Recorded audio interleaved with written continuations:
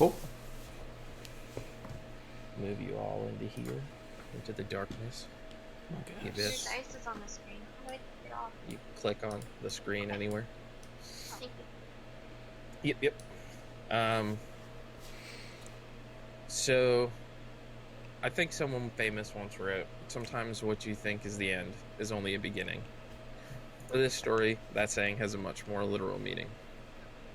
All of you suddenly awake in pitch black, unable to see or feel anything other than the screams of thousands of other people in the same panic state.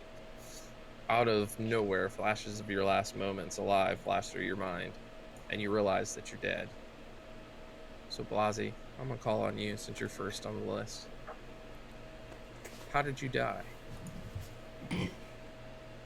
I probably died in my sleep, like in my wagon that I carry around with me, just pedaling, just whatever sort of faux enchanted goods that I can sell, sort of like lucky rabbit foot, stuff of that nature. Okay. This is all out of character knowledge for everybody. It's just giving you a chance to kind of flesh out your story a little bit more. No, It just the means we all thousands died of at the same time. Is you are in like the place where everybody goes when they die, as far as you know. Are we neck? Basically, but it kind of, sort of, all in hell. So what do you think caused it, Blasi? Well, I was traveling alone, and I was probably just set upon in the night by brigands or whatever. Just shank, and a shiv. And they stole all your goods, huh? Yeah, all my worthless shit. All right, Blue. Yeah. How did you die? Wait, this is not in character, correct? Not in character for everybody else. Yes, they won't have this knowledge. This is just a chance for you to share a little bit out of your information. Okay. Some of it won't even make sense to everybody else because they won't have the backstory in order to be able to know it.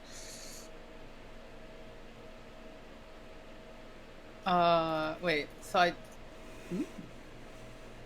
I'll be. I'm traveling with Pi. Mm-hmm.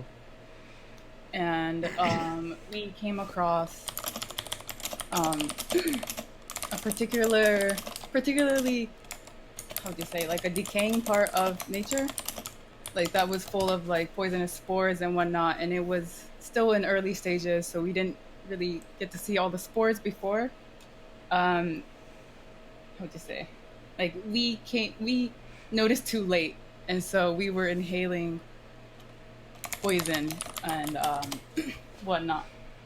And so we died. We were basically slowly decaying because we were inhaling poisonous toxins from the nature around us. Gotcha. So, yeah. Okay. All right. Gray, since you share an icon with Blue, how did you die? Well, I was in a bar.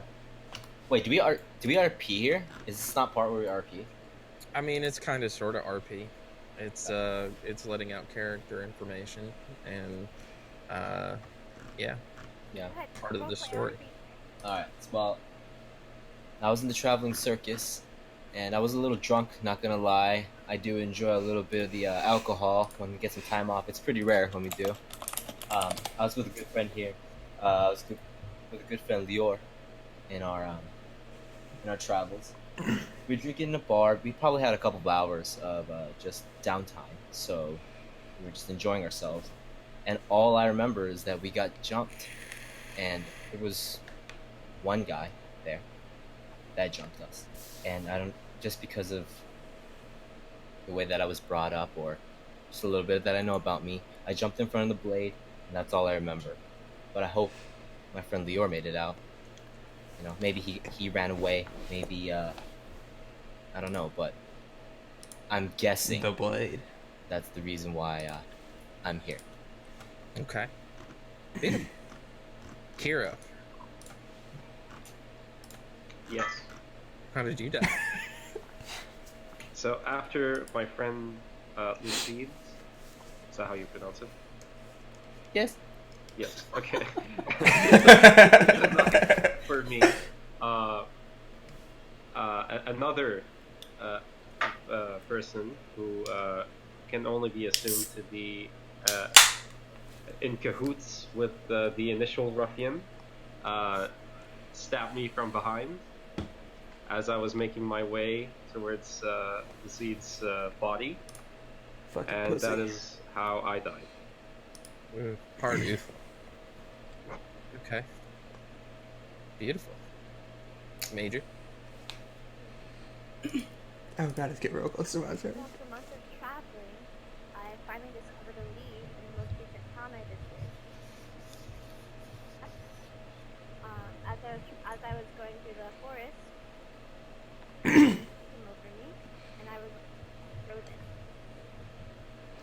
I couldn't see. The next thing I knew, I was laying on the ground, a hooded figure looking over me, and a voice that said, Why do they all get attacked by other people?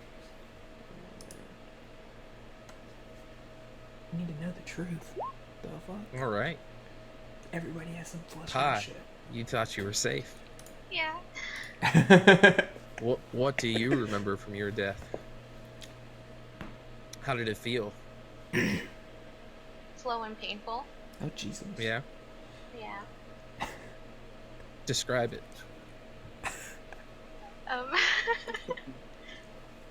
I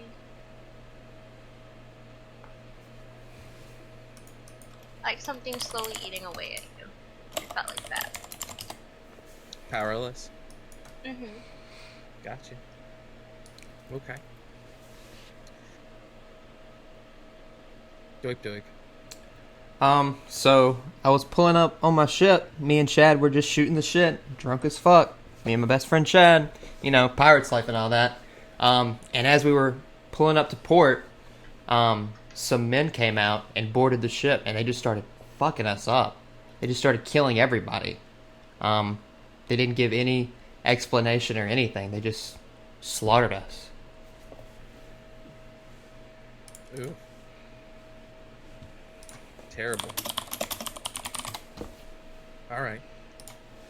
So every explanation that you guys just gave was a vision that flashed across your mind. Okay. So you essentially relived the death that you just had while being in this black space. After your vision shifts,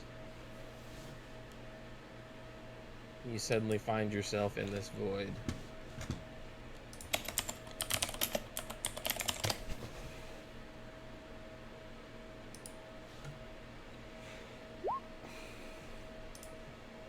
What the hell?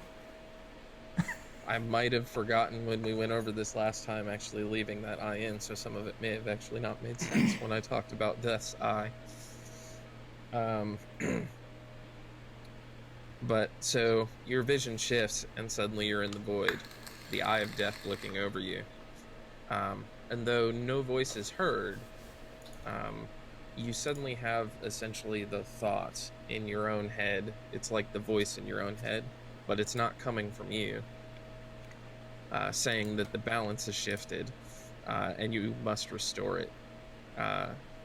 Death will not visit you while you're on my task, though you must trade your enemies' lives for your own. If you choose not to, there will be consequences.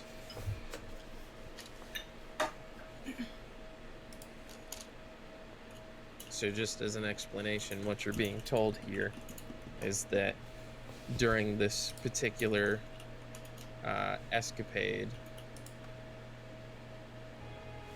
there, I will turn it up for you.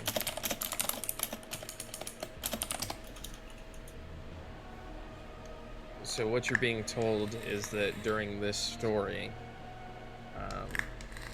you can't die. Death will not visit you. But you have to trade your enemies' lives for your own. And what that basically means for you is that you're essentially trading the souls of your enemies for the ability to carry out this task. All right. I'm gonna turn that down ever so slightly.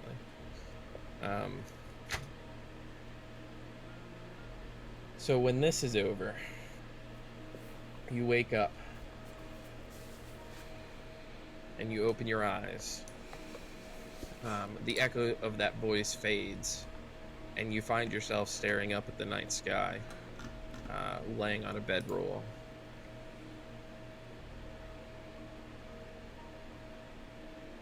What the hell? Where are we? Who the fuck are you guys? Right. Wait. So, the winter breeze and crackle of the fire near you let you almost forget that nightmare for a moment. But like a bolt of lightning, shock surges through your system, and you see a brief flash of that eye in the void. You sit up instantaneously to see the same faces that you saw in that void. I'm sorry if I didn't actually share that information. While you were in the void, you saw everybody that is sitting here around you, all the players in this group. While you were in that void, you saw them. Not while you were in the darkness, but while you were in the void. So you sit up seeing the same faces that you saw in that void, all with the same look of shock across your faces. And now is a little bit of RP time, where you can, I won't put an order to this, but kind of talk amongst yourselves. Yes, you all know that you died. Did Major. you all hear that? For the sake of, Blue recording this, if you have questions, can you ask it in voice chat so that I just didn't want it to can be. do it in role play, 'cause I thought, like, Well, for then role play, it can be, hold like, it until we stop. And then in between the RP time, I'll give time for questions. But go ahead. So as far as you know, you died. You remember how you died, and everything that we just went over. You remember outside of other characters' information, of course. Everything is solely your experience. The only thing is that you notice that these are all the same faces. You know that you're all here for the same purpose, which is to restore the balance, whatever that means.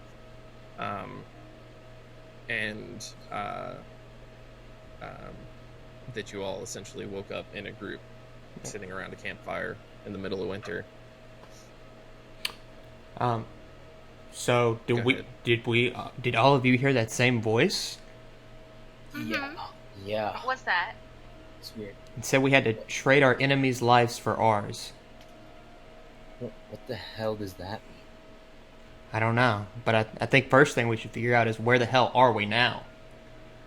Are we alive or are we not? Well, Wait. First of all, Leor, why are you here?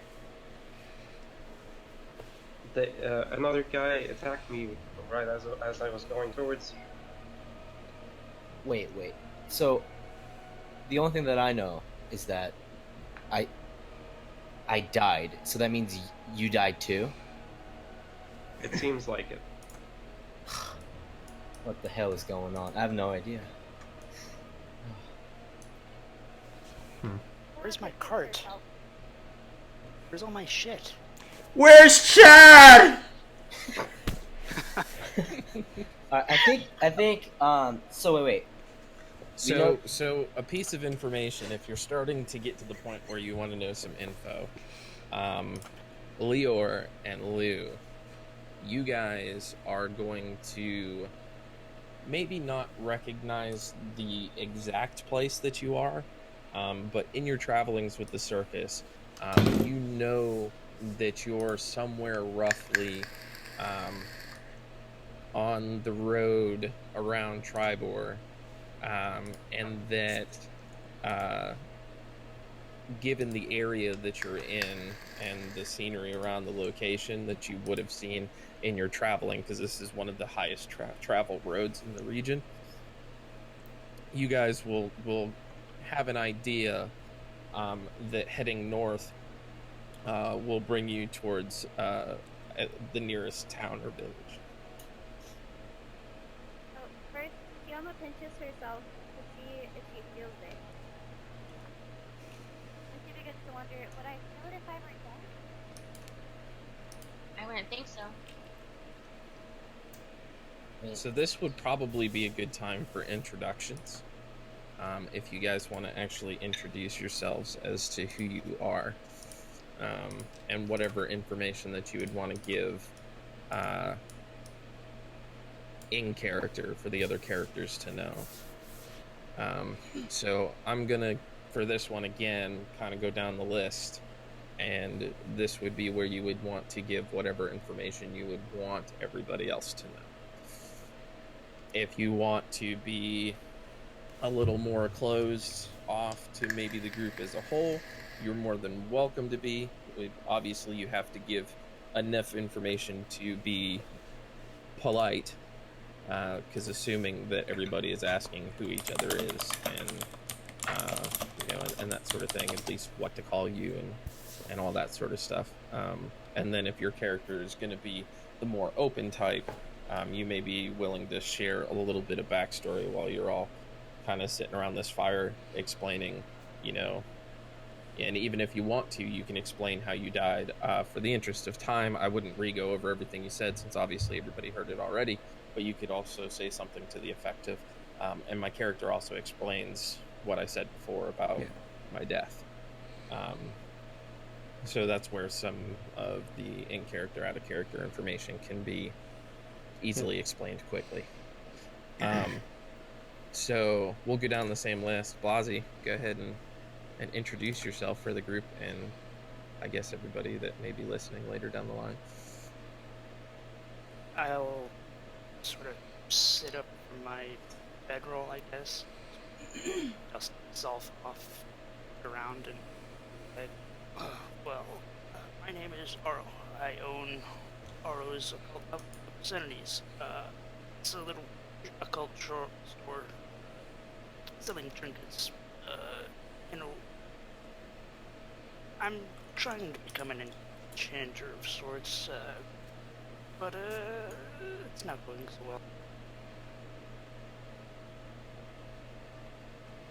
All right. Blue, go ahead. Yeah, I'm Rem. I am currently a male elf.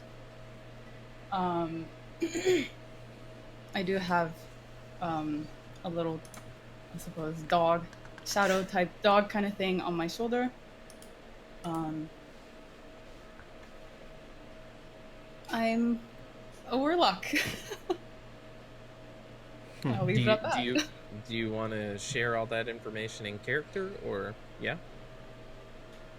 Yes. Okay. All right. The only reason why I ask is because this is where one of those places where, as a changeling, if you were to outright say, "I'm currently a male elf," somebody may ask what you mean by currently. And yeah, that was so confusing. I was like, really? Are we just sharing like our sex and everything? Okay, so I That should makes say so much more sense now. I'm an elf, a male elf. Elven? I'm an elven male elf is warlock. fine. Yeah, warlock with a little dog on my shoulder. What's What's the matter, Ren? You seem... Did you hit that? You mean I am? You are clearly a male elf. Yes, we see you. Yes. I'm gonna kind of. confused after waking up. I'm gonna go over here and try and pet the dog. And I don't think the dog takes very kindly to it, so I'll move back away. Perfect. All right, Gray. Alright, I'm gonna be holding my head a little bit. I'm gonna be just like I woke up from a bad hangover, or I have a hangover. I look obviously sick, but as soon as I understand that I'm awake, I start touching, just kind of like just searching to make sure, I have everything in my pockets. and I say, well, all I remember is so I was drinking with my friend, and I still have my hood up, and I'm obviously trying to hide that my identity just a little bit, but everyone can see my face, and I say, so I was drinking with my friend. Something came out, I saved him, and I thought I did the job, but my friend's right there, so I guess he's also dead too. Um, my tools are everything for me. Um, if you guys ever need anything with knives, I'm the guy. Um, I'm just traveling with the circus. I actually do recognize this street a little bit. We're in a traveling circus. Um, so I kind of recognize the street. We've been here before, but I can't tell you where exactly we are. I'll let my friend Lior introduce himself later, but I just want to say that I do recognize this street. We can probably orient ourselves to the nearest town, but before that, let me just get some time to just. I have a really bad hangover right now, so just give me a second. All right, Hero. So I look around, taking a good look at every person present around the campfire.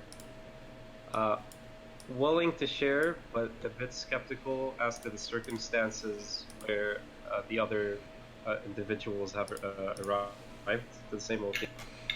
I go on to say, hello, I am Lior. I am traveling bard extraordinaire.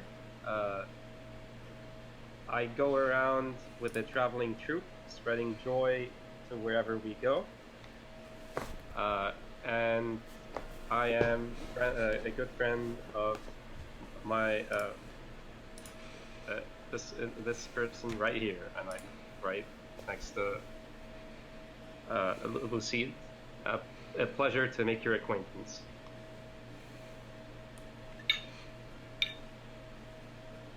Alrighty.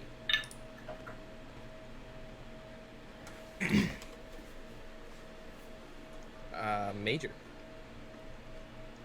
So, head and stand up and stretch a little bit. Oh. To meet you guys, my name's Kioma. Introductions are nice and all, but I say as soon as we can, we should probably find the nearest town and figure out what's going on. Holds out her hand to Kioma, who's still on the ground next to her, to help her up. Alright. Pi, how do you react to that? I want to take her hand and say thank you. And I want to go over to Rem and tell her that I'm so glad she's okay. And my name's Pioma, but you can call me Pi. I'm not quite sure where we are because we hail from a desert, so it looks a lot different, but I think it's a good idea if we try to find the nearest town.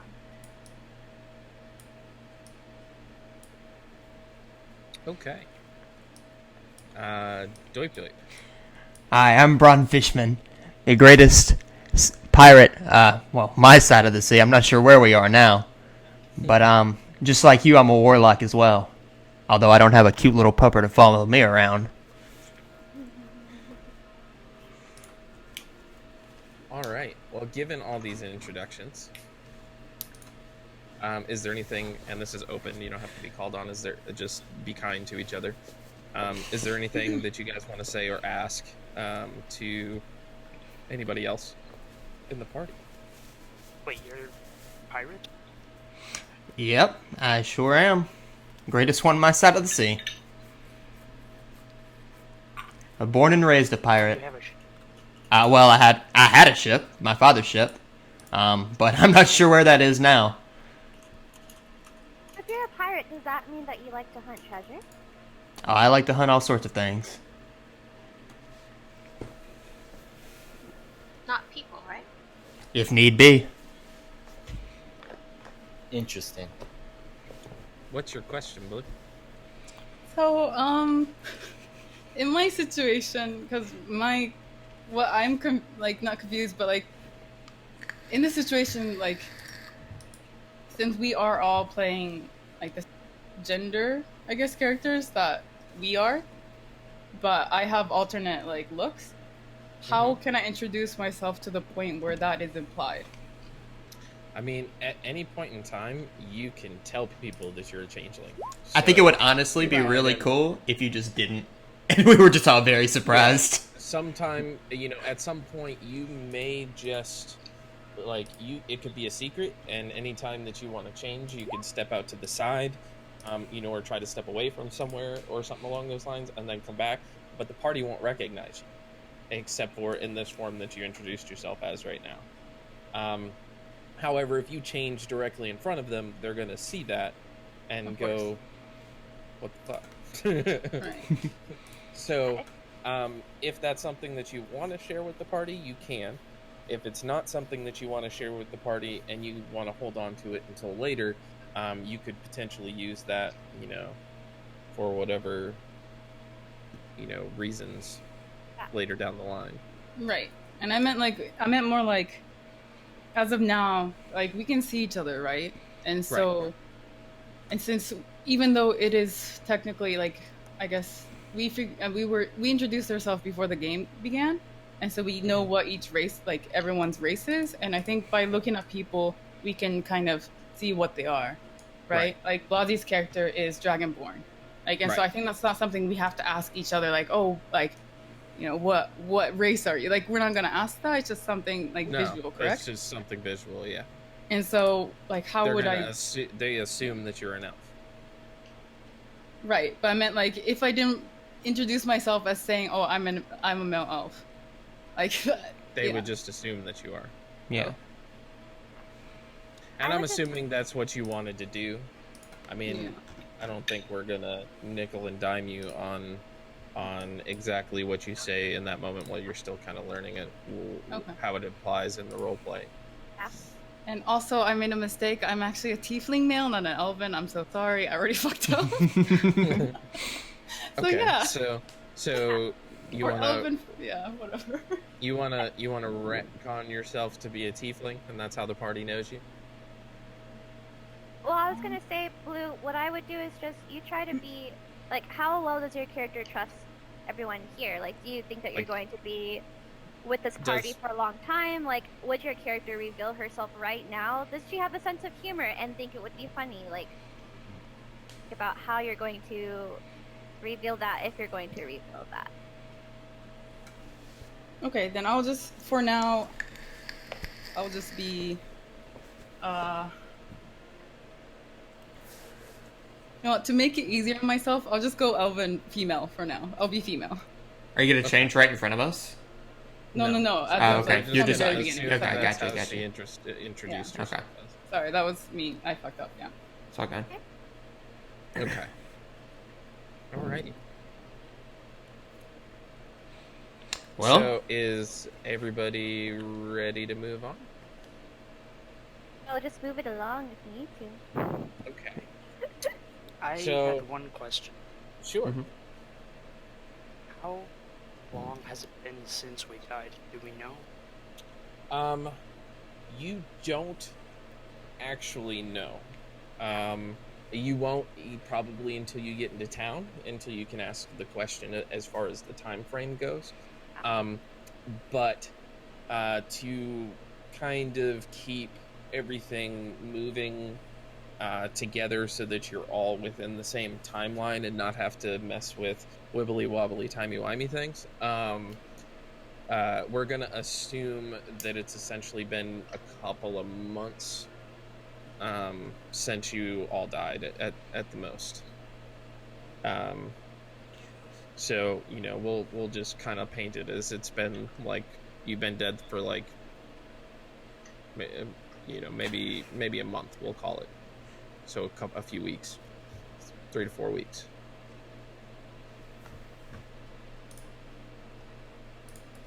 Does that work for you? Okay. But you'll still kind of have to ask that question once you find people.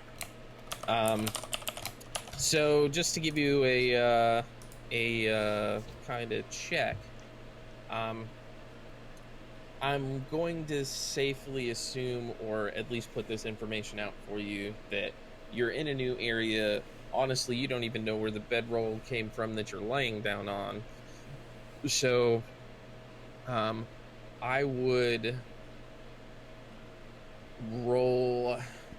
have everybody roll a investigation check to see what you find. Oof.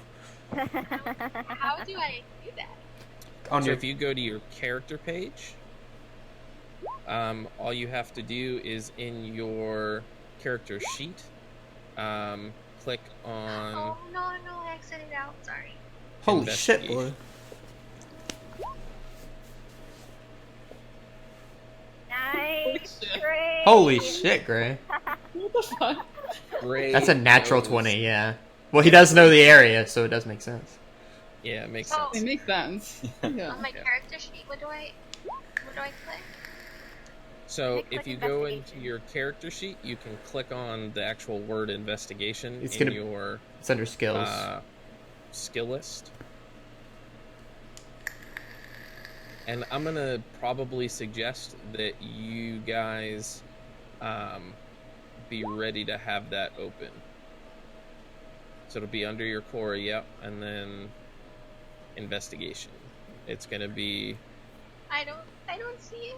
It's so on if the. you look down underneath proficiency, you'll go strength, dexterity, constitution, whatever. That's your saving throws. If you go in the box below that, that's your skills: acrobatics, animal handling. You scroll, you go down towards about the middle. Investigation is there, and you'll see if you hover your mouse over it, it glows red. You click on it, and it'll roll for you. That investigation check. Beautiful, Oh. natural one.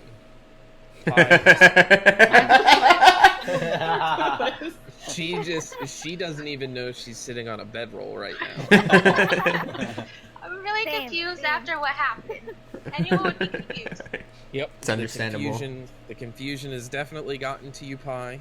I'm going to probably say that Blue's 18 investigation, probably she comes over and helps you out a little bit and gets you acclimated to being back in reality. I got you.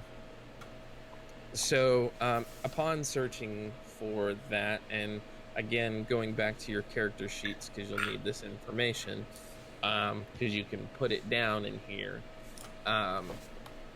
You guys each find 20 SP and 99 CP, so that's 20 silver and 99 copper. Holy moly. A bedroll, and a rolled up tent sitting beside you. Is that the money, like the little squares with the Yeah, so square if you go triangle? down, yeah, the square at the top is copper. If you hover over it, it'll say CP. And then the triangle is silver, that's SP. So you You got said- 20 silver and 99 copper. Okay.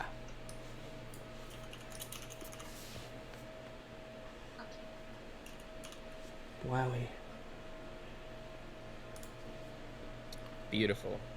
And then under items, if you just hit the plus next to that, you can just write in bedroll and tent. As far as equipment that you guys have on you, somehow through the magic of death, you are still wearing whatever armor that you had, and whatever weapons that you had chosen from your character layout. We're just gonna say that was magic and call it a day. Do we each have a tent? Yes. Okay. A And little like 2 sticks and a piece of cloth, raggedy one-person tent. It'll be enough to camp out at night and kind of keep the cold away, but it's not much more than that. and how much do you care about weight? Because this is. I'm not caring about weight at all. Okay, because I was like, Y'all are gonna be some god mode Okay. Skyrim people that can just carry thousands of pounds in your sack and yeah, because I was literally about to ditch this tent if you cared a lot, because I'm already at 100 pounds. yeah. What? barn to carry your bird. Yeah. Exactly. So, yeah, we're not going to carry about weight too much. You're going to, notice, and I guess kind of for anybody who listens to this down the line will notice, there may be a lot of things that I overlook D&D rule-wise, just for the sake of making things a little easier, a little bit more streamlined, especially for new players. As we kind of go into it more, we may, put in some more rules as you guys get more comfortable with the beginning stuff. But I'm going to make this really beginner for you guys, just Cool. extra stuff. So I know we kind of went over some of that before in our session 0, but Yeah. Just so that when because I know we talked about, Blue and I talked about, and Gray and I talked about opening this up to have people sit in on the campaign as long as they're muted, as well as them recording this for a podcast later. I don't want a whole bunch of comments on, that's not the D&D rule, blah, blah, blah, blah, blah. It's D&D as a whole is created so that you can essentially just have fun playing a game. Yep. You know what I mean? And the rules go with what we all agree them as to be. Yeah. So,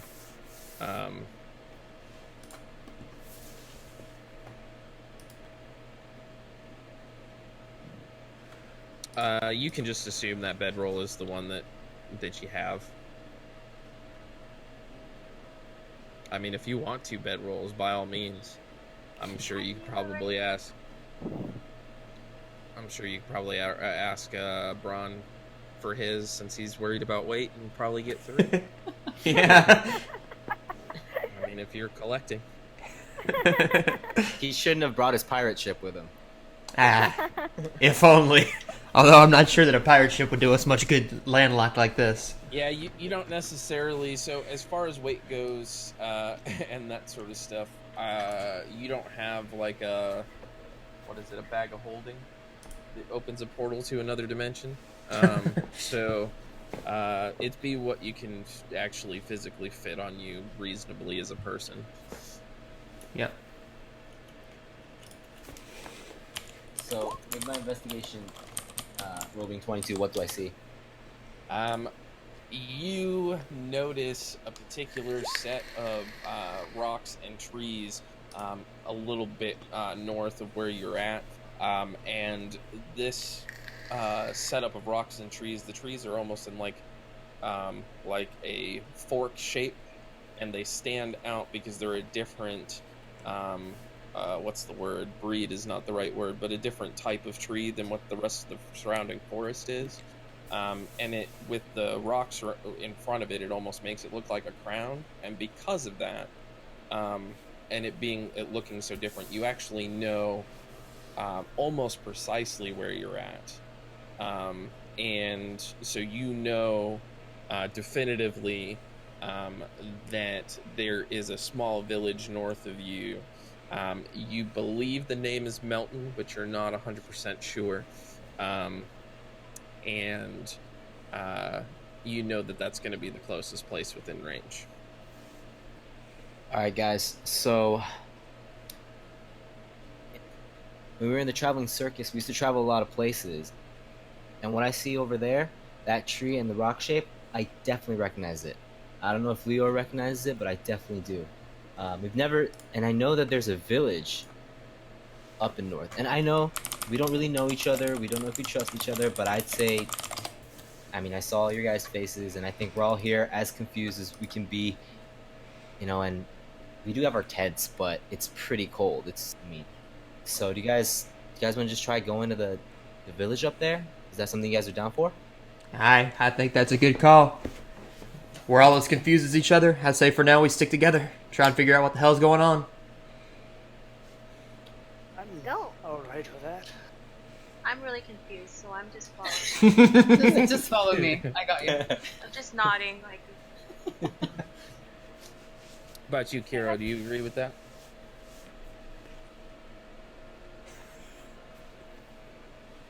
Lior, wake up! He's already in his tent. Get out. Oh, was muted. Sorry. All I know is I'm sticking with my friend, and I trust his judgment.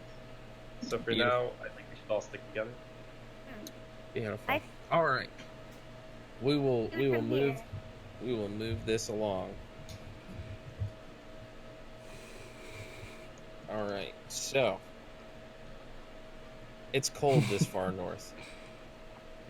The sort of cold that sinks deep into your bones and makes you feel like you'll never be warm again. When the rain starts falling and the wind picks up, it feels like needles of ice piercing your face. Just a few minutes ago, you were dead. And based off of Lou's understanding of the area, you head north, knowing the closest village is in that direction. After a little less than an hour's travel, you stumble across Melton, almost missing it. To call it a village seems a little generous. It's really about a dozen primitive huts and one larger building surrounded by a fence of wooden stakes and mud everywhere. But you don't care. The icy rain has taken its toll, and you're just looking for a place to rest and process what happened. Give me just a second while I move you all around.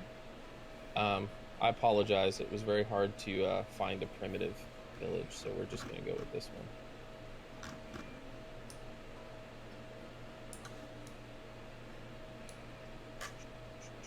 Okay. As you toward the gate, you realize that it's closed. In front of it stands a grizzled guard. As you approach, she says, "I'm Frida Greatheart, Constable of Melton," in a raspy voice. "What business have you here?"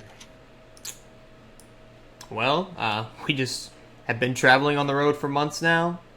We're trying to find a place to rest. Well, it looks like you're a group of adventurers here to stir up trouble with the goblins. Goblins, we know. How do you that? I don't know, you see a group of people that obviously are armed, have weapons and everything along those lines traveling together. Usually they're around these parts because they hear of some goblin trouble. On the contrary, we are just a group of individuals who perform attractions in a variety of cities. All the weapons we carry are purely to defend ourselves on the road. Kira, roll me a persuasion check. Right.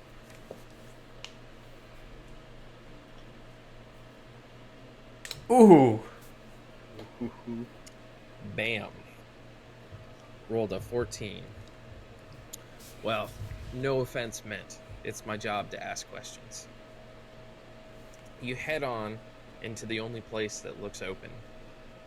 It's a 2-story building with 8 studded windows overlooking a muddy street. A hanging sign proclaims it to be an inn, the Weary Knight. Noise and firelight seep out from the door, promising warmth and company. As you kick the mud from your boots and enter, all conversation stops. The room is crowded, perhaps 20 people over half a dozen tables, with a huge fire roaring in the corner. A weary old man shouts at you from behind the bar. "Close the fucking door! It's cold!" I'm gonna close the door. You are all hungry and thirsty. And don't feel you could sleep without getting some food in your belly. Well, I'll pay for drinks for everyone. And let me get a bowl of milk for the pup. Thank you. You're so considerate. All right. Well, ale costs 5 copper a mug. The stew is 1 silver per serving, and the rooms are 2 silver a night if you're looking to stay. Do you have to eat here? Yeah, you came to your direct you into where you were going. You're good to go. Sorry, go ahead, Major. Do you have to eat here? Really just goat stew. That's all that's Good to made up me. at the moment. That's okay. Let's get some goat stew. All right. So anybody that's paying, Doip, if you're Yeah. I'll do drinks. It's 35. You said it's 5 copper each. 5 copper each. So go There's ahead 7 of us. and minus Yeah. that from you. And then anybody that's buying food, minus 1 silver per person. I would like to buy some food. Yeah. All right. You just you're free to go into your thing. I'm not gonna copper and silver you, but I figure you guys can minus that from your own character sheets. Well, we'll need to stay here tonight as well. I don't want to sleep outside again. Some of you seem to know each other. I assume you can split a room, but the rest of us, we should figure out the best way to save our money. How much is it for a room? 2 silver for 1 room, I believe. That's not that bad. I'm gonna put you all here so that you guys can move about the map. I'm going straight to the bar. Let's go, boys.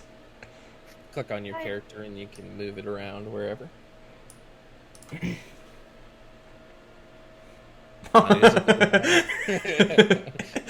Hey, he's got to stay with me. Don't let that bowl of milk go to your head, pup.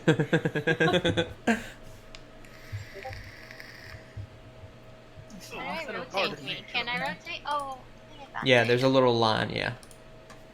Oh, I'm gonna sit with her.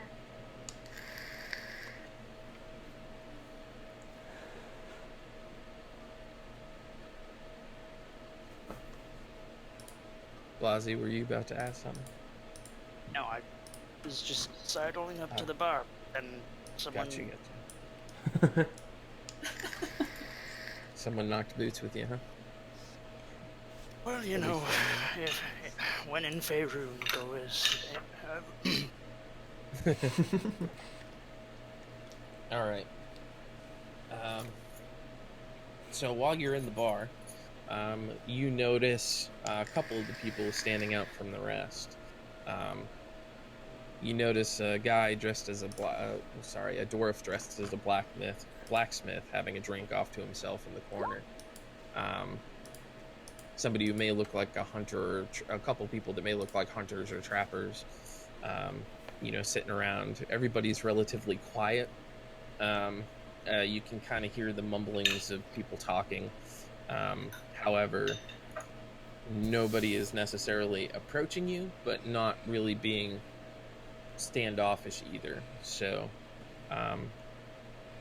with your party kind of not knowing what's going on or anything like that, and knowing that they were talking about, goblin problems in the areas and things along those lines, if there's anybody around that you may seem to want to approach or ask questions, feel free. Yeah, I want to go up to the blacksmith. Otherwise, You said he's a dwarf? yeah. I want to speak to him in Dwarven, and I want to ask him how long he's been in this town. Does your character know Dwarven? He does. He was taught by Chad. He was taught by Chad. Beautiful. Was that one of the ones that you chose? Yep, for that is my second language. Beautiful. It's almost like I planned that. So, what was your question again? How long How long has he been Yep. here? Well, he looks puzzled at you for a moment. Not really kind of understanding how somebody that's dressed in such a frilly outfit could know Dwarven.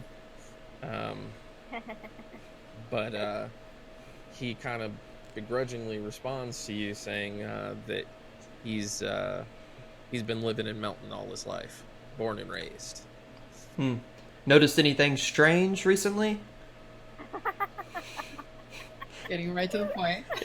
Hey, that's why I asked him if he's been here for a while. So the barkeep kind of overhears this from the distance and goes, "You're not about to ask about the goblin problems again, are you?" I just noticed that the guard was very hesitant to let any new people in, so I was just curious as to what's been going on in town. Well, the dwarf responds with that most people around here are too pussy to deal with the situation. And if he was a few years younger, it would have been taken care of already. Well, However, this kind of starts a little bit of a commotion in the bar, with people arguing left, right, and center. From the general gist of what you get, from the bits of conversation of what people are yelling from here and there, most seem to be in favor of taking care of this goblin, this goblin problem. A few of them kind of saying no,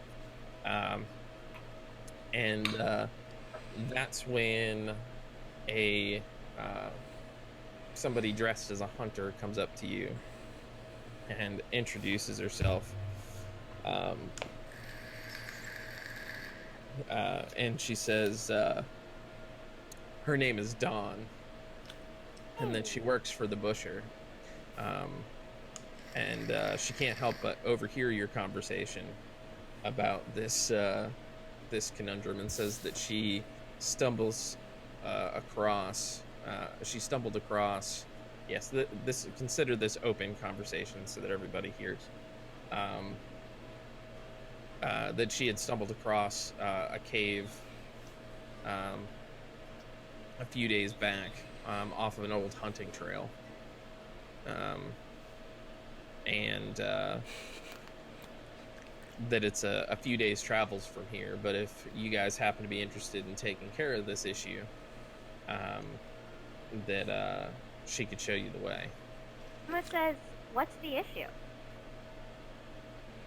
You overheard the whole conversation with the goblin problem because people are yelling across the bar.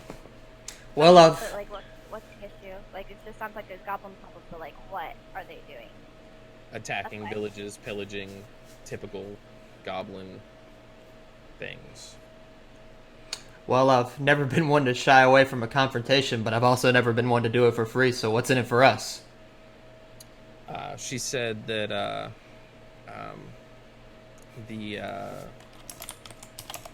mayor of this whole town would most likely be willing to give a small reward to anybody willing to take care of the issue. At this point in time, Frida comes into the bar after finishing up her round of being on the gate, overhearing this conversation, and chimes in with essentially her negative view of this, saying that so far the goblins haven't attacked Mountain, and that going to deal with something like that, or going and snooping around where you don't belong, could potentially provoke an attack on the town. And she seems to be very against it, even though the majority of people seem to be for it. Well, if you're, Okay. go ahead. Oh, I'm gonna tap Lior on the back. I'm standing right next to him, so I'm gonna tap him on the shoulder and say, "Hey, Lior, you're hearing all this, right? What do you think? Well, what do you think of all this? I mean, we don't really know these people. I mean, you and me, we know each other. Goblins, I've never even seen a goblin in my life. What's your take on this?" I think we have something in common with all of these adventurers. By some twist of fate, we all arrived at the same location. However, we should definitely be wise about this. We should at least go there after a good night's rest and tread lightly around everyone, because we do not know anything about them. Would I hear their conversation? So, Gray, what's your intention with that conversation? Is it just between you two, or are you whispering to him? I'm whispering to him. Okay. Okay, so no, Okay. you would not hear that conversation. But I'll turn to the guard. Well, if you're willing to let them rampage your town and wait until they attack before you do anything about it, then be my guest. But I'm not one to sit by and let things unfold. I like to nip it in the bud. what's Dolphin's character's name? Leroy? Whose character? Mine? Dolphin's character I'm Braun. is Braun. Okay. Braun, Keona says to Braun, So before we decide to villagers defeat goblins, granted I still want to hear more about it, we should still try to figure out what's going on with our situation, because I want to help them, but I also want to figure out why we're here. Who are you? I don't even know. Who are they? Well, as someone who grew up on a pirate ship, the best way to get to know people is to adventure with them. This seems like a good opportunity. Maybe we were put here for a reason. Maybe we're supposed to be stopping these goblins. The voice in the void did say that we're supposed to trade our enemies' lives for our own, so... Who are our enemies, and who's to say that the enemies of the goblins? Well, I don't know about you, but I don't consider goblins attacking, rampaging a town, pillaging it, to be good people. But maybe we... Sure, I agree. But I'm also saying we should still try to be smart about what we're doing and try and figure out the situation before we go. I agree. Maybe we could meet with the mayor in the morning and figure out the exact situation. Is the mayor gonna see people like us? I mean, we just randomly walked in, and I mean, they were nice enough to leave us in. They thought we were the goblins. We had something to do with the goblin. I feel like best thing that we could do is probably, just as Kyo said, kind of get to know each other. I mean, we walked together for a month to get here, so you know what? I do feel comfortable with you guys to a certain extent, but It's been a month. did we walk for a month? No, it was less Nah. than a day's travel. Yeah. Oh, we were walking for a day and we didn't kill each other. Yeah, I said the month thing. I said the month thing because I believe True said that it had felt like months since we had died or whatever. Died. Yeah. But you haven't been together for that long. Yeah, That would yeah. have been how much time passed Okay. around. But again, nobody's asked that question yet, so nobody knows that either. True. Can I? So there was someone who doesn't agree with the goblin problem, right? Yes, that was the constable that you spoke in with at the beginning, who just walked into the bar, Can I as well as a couple of the bartenders. inquire for more information as to why? Like their opinion? So her opinion was that essentially they haven't attacked the town yet. So poking your noses around may provoke that. So outside of that, she's almost seems a little reluctant to talk anymore about it. Outside of just her essentially belief that if you ignore it, it'll leave you alone.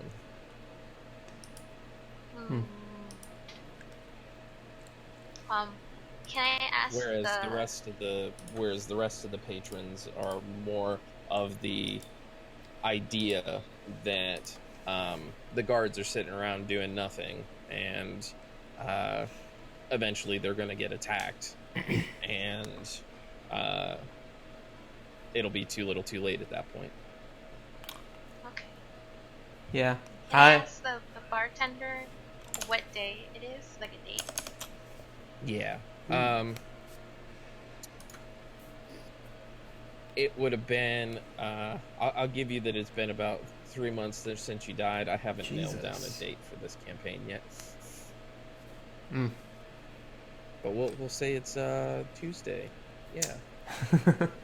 Well, that would explain why I feel so tired. I agree with Kyoma. I think we should rest and maybe try and figure out some more information on this goblin problem in the morning. All right. Dawn says that she has pretty much any answer for you. That if you guys want to meet up in the morning outside of the inn, you guys can talk then. We should figure out our sleeping arrangements if we're heading to bed now. If not, we can get a couple more drinks before we head to bed. But I don't know about you guys. I'm pretty tired. I'm gonna get another drink Okay. before I go to sleep. I'm gonna get another plate of food. All right. Assuming that you all sleep, nothing else extraordinary really goes on in that night. So essentially, assuming that you all go to bed and pay for a room and don't sit in the bar all night, you can minus that two silver off of you.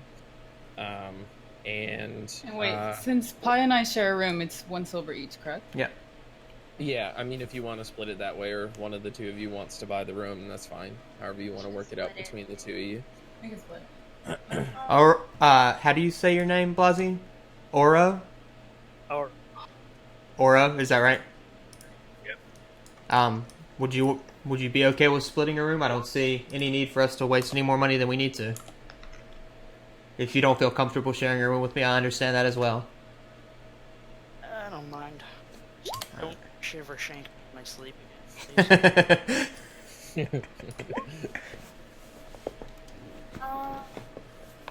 guess while everyone's going to bed, because I wasn't going to go to bed just yet. That's fine. I was going to talk to, if that's okay. Here's the barkeep. What's her name? John? The barkeep is Seth. Okay. So I'm going to personally ask him, what do you feel about the goblin? Seth will kind of respond to you, although hesitantly, because he is an ill-tempered old man that really doesn't feel like he has time for everybody's shenanigans. If you didn't notice, was also the person that yelled at you to close the fucking door. I probably closed it. That you know, that he personally believes that it's a problem, that it's a threat to everybody in the village, and that although not really understanding the reason as to why, the constable and the few people that they have running as guards don't seem, and that the leadership in the town doesn't seem to be interested in taking care of it. But if it magically went away by some other means, they would be grateful. How long has this been going on for? Months and months. Like, these goblins have been plaguing the town for, or not this particular town, but the surrounding area for months, pillaging caravans, killing people. They abducted 2 people that they haven't been able to find. It's just been, you know, an absolute travesty. People from this town or from another town? From another town, travelers that have come through Melton. How long have they been missing for? Probably about a month. Oh. Someone says, I'm sorry that this is probably terrifying to you. He probably kind of scoffs at that and leaves it be. He's not particularly terrified of the situation, but he knows that everybody else seems to be. And at this point in time, kind of like the blacksmith, a lot of the villagers in this town are far too old to deal with the situation themselves, but being past adventurers and stuff on their own, would have gladly have dealt with this situation already were it within their means. Someone says, if we take care of this, don't feel that anyone needs to pay for it. I mean, that's between you and the mayor at that point. Kama says thank you, and then she... Okay. Is the blacksmith still there? The dwarven blacksmith? I mean, he would have hung around probably most of the night, yeah. Okay, so I see that everybody went to their bed, and I see that he's over there. I walk up to him, with a beer in hand. I'm gonna actually buy. I'm gonna get another beer, buy one for him, and I'm gonna put it next to his table. And I actually can speak Dwarvian too. So I'm gonna go up to him and say, "Hey, thanks for letting us know. Here, this one's on me." So I give him that. and I ask him. So this, you know, we kind of get this idea of this goblin thing. How bad is it? How bad is it really? You know, all my friends are there. I know, you know, people are getting riled up in here. We got new, you know, a lot of people coming. But you know, would you mind telling me what, how bad it really is? So he'll take the drink and kind of sheepishly say, as you're speaking Dwarven to him, man, everybody knows this language nowadays. They might as well call it the common tongue. And, but still gives you a nod of thanks for the beer, and says, at least you have the understanding of payment for information,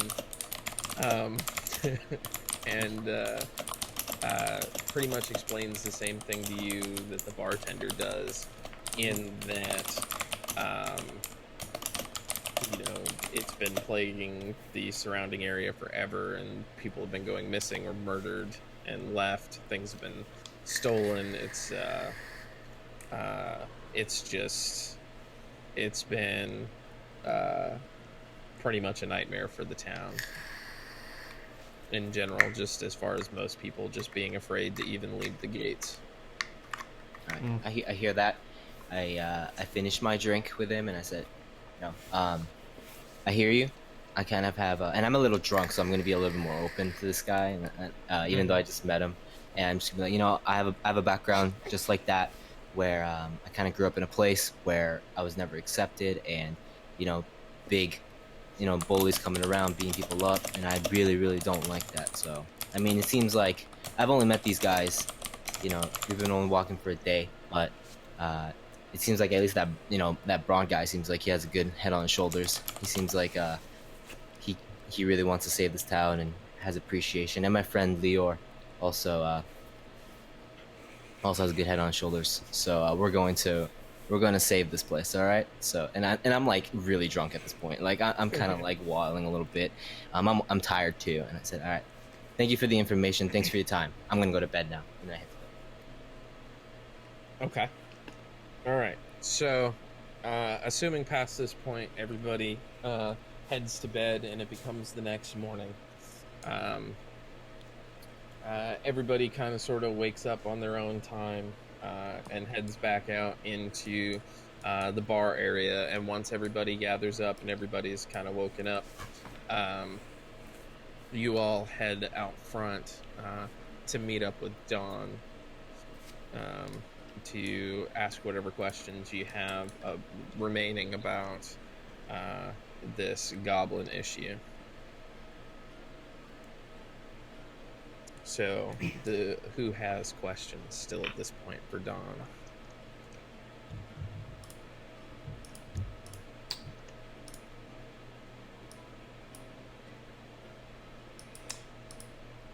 Oh, that's the lady that doesn't agree with the problem, right?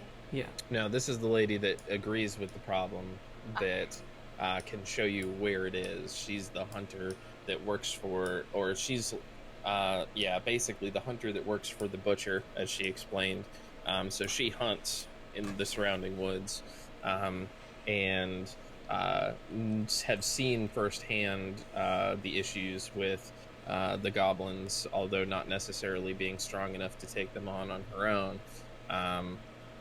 You know, with her stealth abilities through going throughout the woods, she's definitely been able to, you know, kind of see what happens around, if it's happened around her, and has probably some instances where it has. But she said in traveling and following an old hunting trail that she does, she found, she had told you guys in the bar, she found a cave where they were all coming in and out of, that seems to be their base of operations, I guess, and was willing to show you if you guys wanted, in order to be able to take care of the issue. Do you have any idea how many goblins there might be? Offhand, no. She's probably seen maybe less than a dozen Nah. in her time coming in and out of there, but she didn't ever really stand around watching the count. Okay. She's just maybe seen a dozen goblins in the area. This is Dawn, or this is the hunt person that we're talking to? That they're Yes. Yes. talking to? Where is she at? Like, where is that location at? Assuming that you guys are out in front of the bar, standing in front of you guys as a group. In the bar in front of, oh, like outside? Yeah, outside. Uma says, are normally targeted. I'm sorry, can you repeat that? What kind of people are normally targeted when it comes to Everybody. There's been wealthy caravans from Tribor all the way down to, villagers just trying to, traveling merchants and stuff like that, just trying to, sell their wares to, anybody crossing this road, essentially, typically ends up getting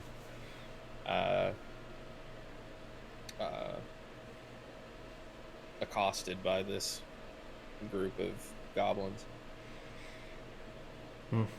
Sounds like they're causing a lot of problems. Can Pyoma, like, off to the side, ask Rem what does she think about this? Overhearing all Absolutely. these problems going on. Rem, what do you think? Should we help? Honestly, I'm not. I mean, you and I both have our own duties to fulfill, and I'm not sure if goblin hunting is something that we should be, I guess, taking a part of as of now. I'm not one to stop or interrupt the flow of things, so to speak. I think it would benefit us to work with this group, though. Why do you say that? Well, to accomplish our own goals.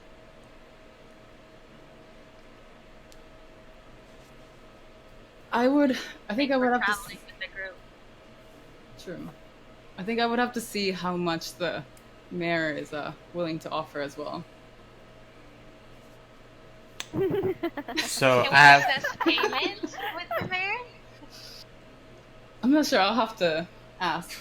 What was it, Dawn? Yeah. From what both Major and Lou or Gray picked up from the conversations as what they were talking about yesterday, most likely the mayor isn't even going to give you the time of day until the problem's already taken care of. But according to Dawn, she says that the mayor would be more than willing, based off of how well she knows him growing up here, more than willing to pay a decent amount, not to mention whatever you find in there yourself. That's Okay. his loot.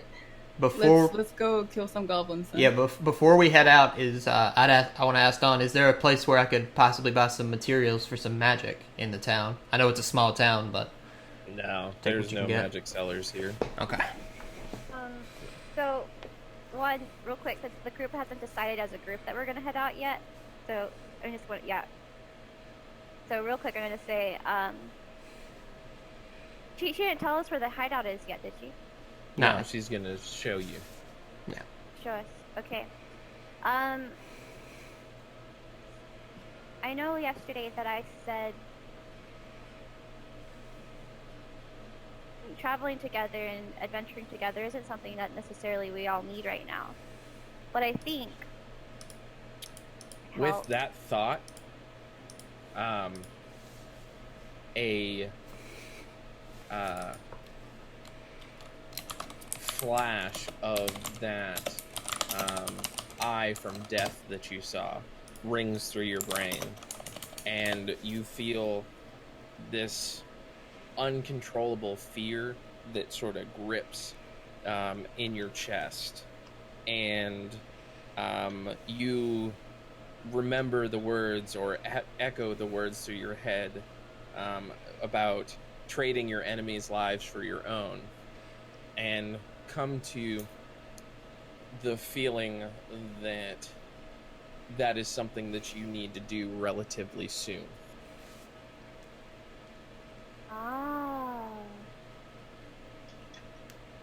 We all get that feeling? You do, because you seem to be more resistant Oh, no, to I the track of the. I was just now saying that I know that we're, as a group, not all of us have the same intentions, but we should. I was about to say that I got to talk to the barman last night, and I think that we should at least help the village out with the goblins. That's what I said. Okay. Yeah, didn't say anything against it. I was about to say, group, let's like go together for this one thing. Is what I was about to say. Okay. What better way than knowing to get each other by saving a village? I'm down. I'm that kind of man. I would tell Rem I think this would help with your goals. I'll follow wherever you go. Oh, that's so sweet. That's just your Dutchman. She's not bro or sis. Yeah. We're childhood friends, okay? Figuratively.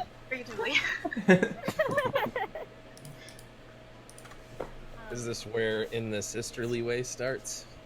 Oh God, sure. We're recording this, remember? Yeah. But Kioma says, Kioma says, and this is to help the village. This isn't for ourselves. I'm not doing this for money. Well, we can figure that out after we take care of the problem. I second that. Okay. So Don tells you that it'll be about a day's travel. Hold on. Sorry, I need to scroll through here real quick.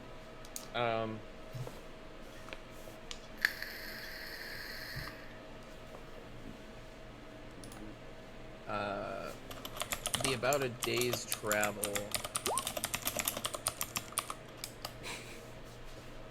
I'm trying to find the direction. I apologize. East of Melton. I got you, Pi. It'll be about a day's travel east of Melton. So, from the village, you guys head out east following dawn. As you leave Melton, Dawn leads you to the Lightwoods to the east of the village. She soon spots the game trail that she told you about. It's barely visible to your eyes, but she sets a brisk pace, and you stop only briefly for lunch. While we're stopped for lunch, Go ahead and stop real quick for a potty break. Okay. Or to grab something to eat, or whatever you guys need for the moment. But go ahead. What were you saying?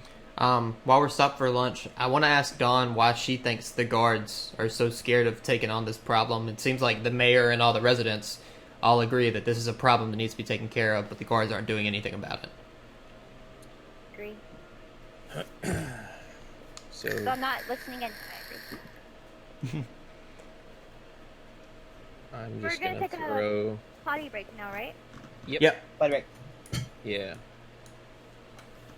Yeah, we can wait until everybody's back. I'm just throwing all your characters out on this page real quick. Don't pay too much attention what's in the area, caravans and the roads and stuff. This just Okay. assuming this is the game trail that you're on, because I Okay. couldn't find a good map for it.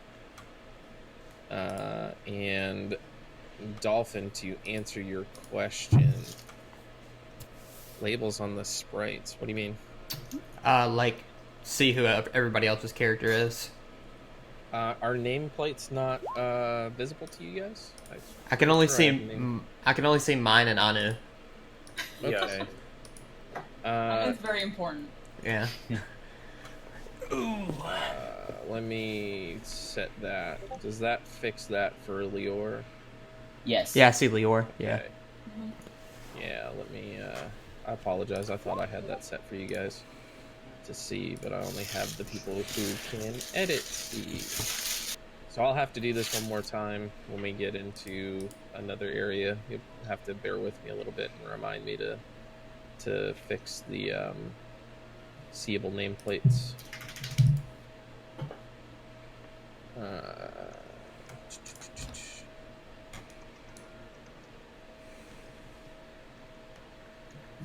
And then blue, I'm gonna have to move on. Oh, Anu, don't stretch. I pressed the wrong button.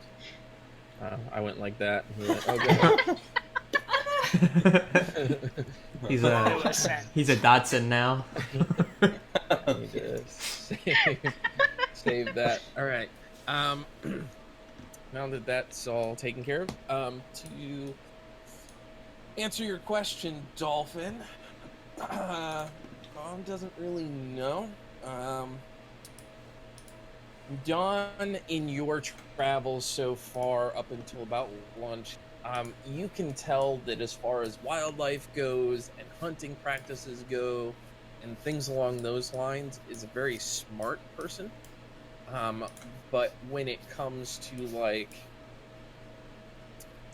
picking up on other things that don't include her job, she's almost blonde-headed bimbo level. So she's a very nice person. None of the group in any way would have any reason to assume that she's threatening in any manner.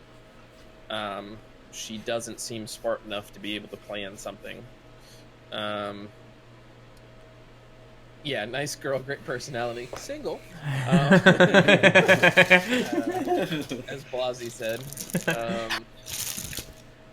But yeah, as far as any sort of extra stuff, she's pretty much kind of just in the dark as you guys are. Most of the townsfolk seem kind of oblivious to the reason as to why the guards don't seem to want to do anything about it. Their explanation of wanting to protect the village, stay within the village, and not provoke them to necessarily find or attack the village makes sense to a degree, because you could almost miss this village in general just by walking past it because of how small and unassuming it is. And to them, that might be the only reason why they've been saved from this goblin problem. So they don't necessarily want to provoke it to be found. But in the same token, to even a general person, it would smell a little off that they're not doing anything about it. I mean, all of your guys' natural assumption as far as not wanting to do anything about it seems spot on, which is why I didn't really add that in for you guys. You guys did that on your own. Yeah. But unfortunately, no information to gather outside of that information. All right. Well, sounds good. I I guess we'll just have to do their jobs for them. Yeah. As we travel, can I I mean, my investigation, it kind of sucks, and my survival kind of sucks on here, but, can I, check to see for any, hints, or not hints, but, tracks or anything from this with the goblins? As we're traveling? In order to do that, you would need to roll. Investigation or survival? I'm pretty sure that's going to be a survival skill, because it's tracking. Okay. Okay, well, here we go. I'm gonna roll it. Is that okay? By all means. Pi, you could see Major and help her. Yeah. I mean, I know it as in it's built into my character. Yeah. I don't know how that works. I think you still have to roll a check on that, but I'm not sure. I think maybe you just roll it at advantage. Well, let me take a look at your character here. Major, kind of like what was said in the layout, you can barely see what Dawn is saying is the game trail. It's barely visible to your eyes. Luckily, you didn't roll a natural one, so that you don't know where the hell you are. But it's barely visible to you. Yeah. Pi, with your base stats for survival off of your wisdom, I'm gonna say that even without rolling, you can kind of sort of make out the same game trail that she's following. It looks like a game trail, like you're following, an area that's frequented by like deer and other animals that would naturally be hunted. Okay. No people footprints, no goblin footprints in particular, just the game trail that's been followed. Which, to kind of put that in perspective, because I know y'all are being Sherlock Holmes here, trying to see if you could sniff out anything. She's following the game trail to get to where the cave is, where the goblins come in and out of. But this isn't necessarily the trail that the goblins follow when they come in and out of wherever they come in and out of from. So just because you don't see goblin tracks here doesn't mean that she's not telling you the truth as far as where you're going. You're following a game trail right now. You're not following a goblin trail. And yeah, broken branches, dirt stepped on, kind of a very, mild, worn path through the woods. All right.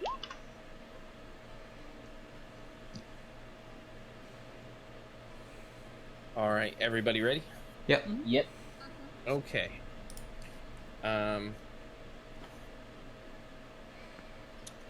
We shall move over here.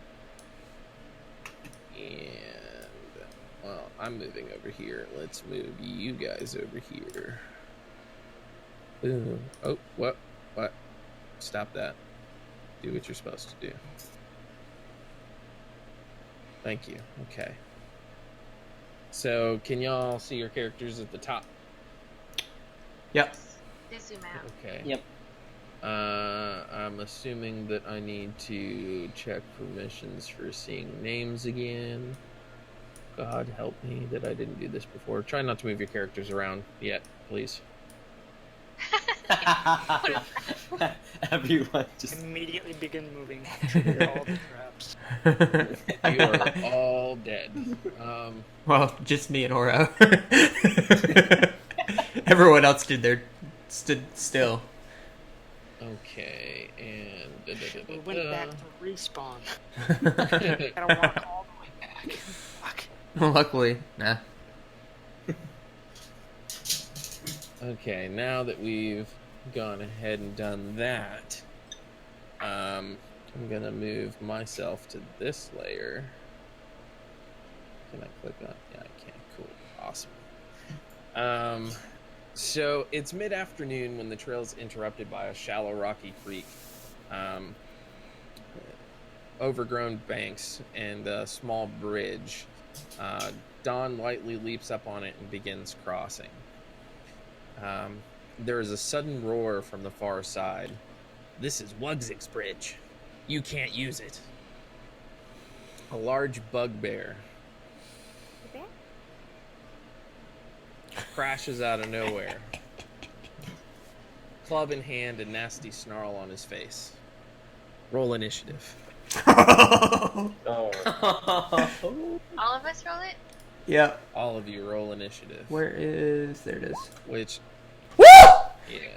Where is it? Oh no, I didn't click on my token. I rolled a 20 though. You have to click on your token to get put in the thing.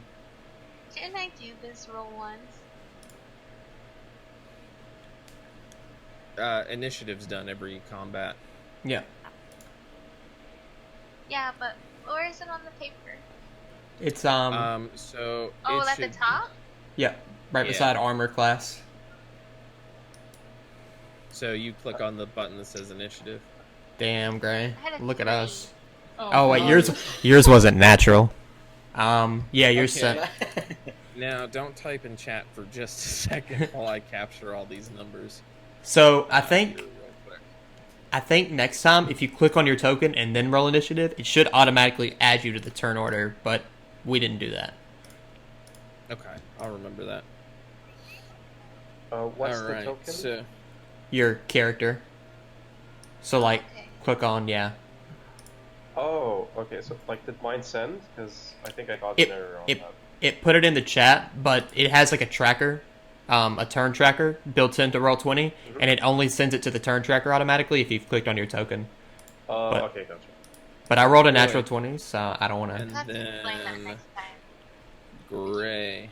Yeah, well, I'll have to look into that because I don't even know how to do that. Yeah, I don't know.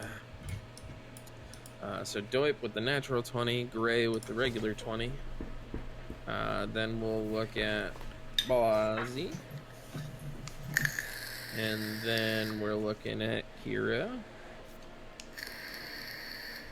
And then we're looking at Blue. And then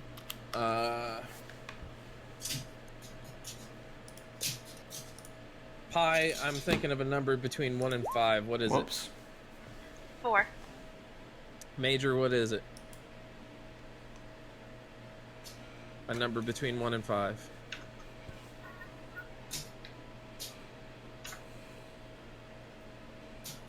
What was that? I couldn't hear you at all. I said 3. 3? Okay. So then it'll be Major and then Pi. Aww.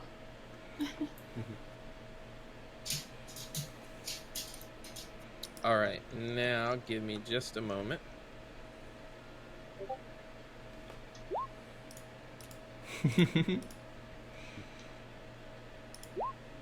I keep clicking on the wrong thing. My bad, guys. I keep clicking.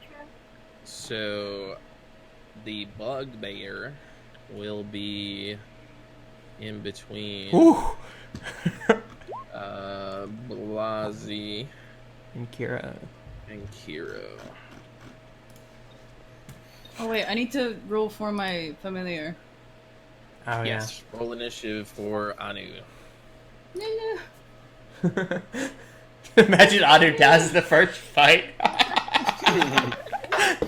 Don't say was that. bad. Yeah, I don't want it to happen. 11. Listen, guys. So that will be right before Kiro as well. Kiro keeps getting pushed down. All right. So, as far as character stance, give me. So,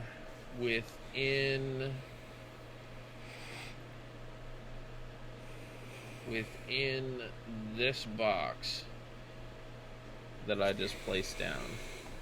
Y'all can see that, right? Oh no, I'm on Nope. the GM layer. Fuck my life.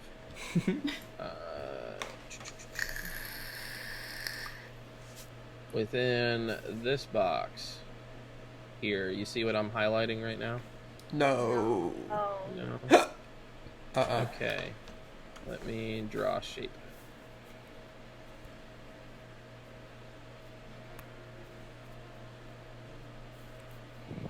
Within this box here, assuming that you're heading towards crossing the bridge, go ahead and give me essentially a marching order. Where were Yeah, you? I'm at the front. Where were you all standing? I'm 100% at the Where- front. Dawn at the Dawn would be in front of where all of you guys are standing on the first block of the bridge. Be right here. Together. I'm Yeah. gonna hang in the back.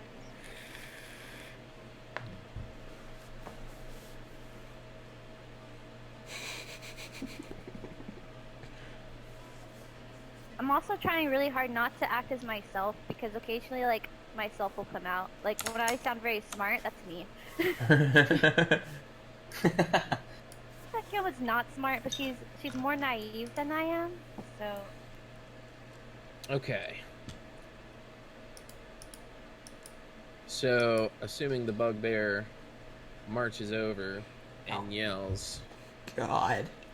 we'll say that he's about right there, kind of heading towards the first person that went onto the bridge. He's going to roll an initial swing at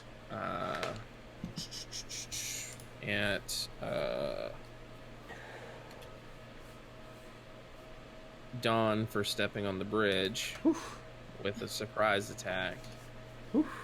And can I use And protection? Swing is a miss. There's No, no surprise attack. You're not going to get any bonuses Oh, off of. You're surprise not going to be, yeah, because you guys weren't expecting a bugbear to essentially come out of nowhere and attack. So he gets his surprise attack thing before he falls into the initiative with everybody else. Okay. And swing and a miss at Dawn. Dawn, not being the sort for combat, is going to essentially kind of dart over the side of the bridge and kind of hide out, leaving y'all to deal with the bugbear. Doip. All right. I'm gonna yell at Don. I thought you said you'd traveled these paths before, and then I'll take out my crossbow and I will aim at Wuzig and attack. Let's see. Where's it at? All right. So 6.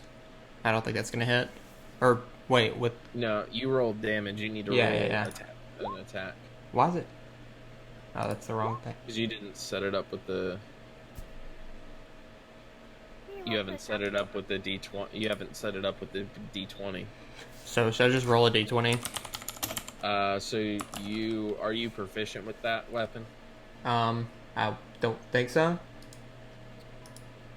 Okay, so How would I then know you'll- that? Yeah, you'll just roll a regular D20. It would tell Okay. you in your class's proficiencies. So do you still have your page with Hexblade Let me look it up. where you're getting that information from? Yeah. Oops. This is some stuff that you're definitely gonna want to know. Yeah. For now, we'll just say roll a d20, and we'll go with Okay. with not being proficient. All right, 17. That probably hits. Bugbear, yeah, 17 hits. Okay, So and then I roll roll damage. 8 damage. 8 damage. Alrighty.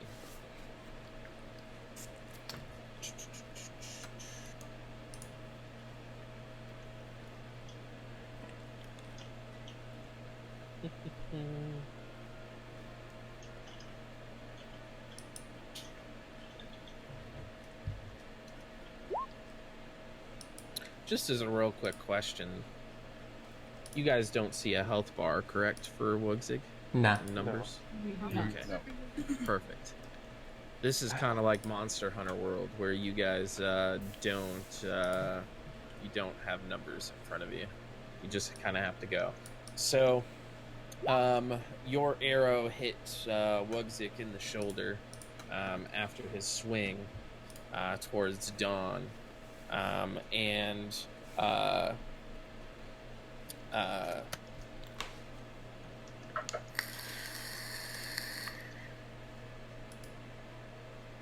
hey, Blasey, while we're going through character actions here real quick, I'm going to give you permissions on Pai's page. Can you help her set up her weapons, please? Okay, I will help her with that. Her attacks and spellcasting. After my turn. Yeah, that's fine.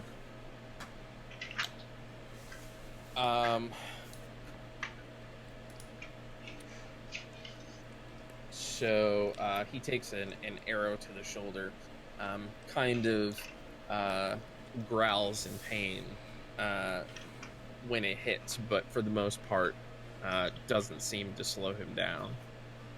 I can still move, right? Each box is 5 feet. Yes. Okay, so 5, 10, 15, 20. I'm gonna move right here. That should be 20 feet. Okay. And I'll end my turn.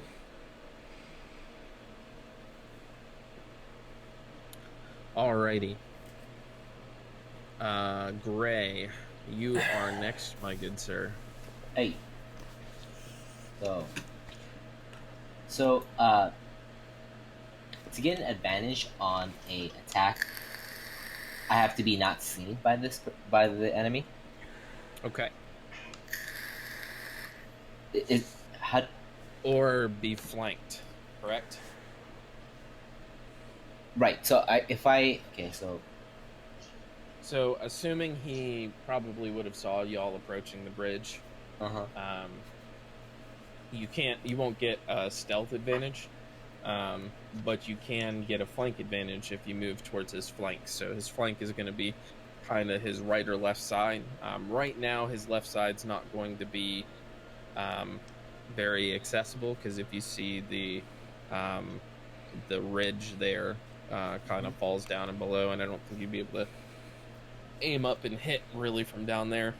Yeah. But you could go on his right side and be flanked, which flank is going to be kind of towards, if you're looking at him like a compass, it's going to be kind of his southeast angle, kind of like you're coming from that direction. Can I even move 1, 2, 3? Okay. I'm gonna go right there, because that's okay. a maximum, and I'm going to sneak attack. Attack him. I can do. It's an attack and then a sneak attack, right? Because I can do an extra 1d6. Right. So what you're gonna do is, with it being kind of a sneak attack advantage, you're gonna roll advantage. So that'll be 2d20s. Take whatever number's higher, and then you'll do your normal damage plus an extra 1d6. Okay. So I rolled.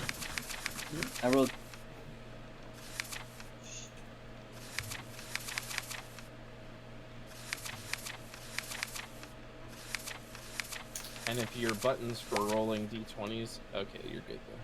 Oh. Okay. Oof. Yikes. Alright, and then I add a 1d6. Well, so your 2d20s are whether or not you hit. Your highest number being 8 does not. Oh, you add them up. Yeah. Okay. Got it. Well, no. It should be... Hold on. You're going to roll 2 separate dice separately, because if you do like this, it adds them up. Yeah, so you'll need to roll... 2 separate d20s. Okay. And then you're going to do plus your proficiency. So your proficiency will be +2. So that would be an 11.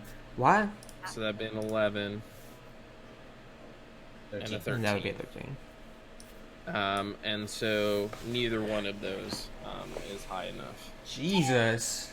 Damn. It's a fucking high-ass AC. And so,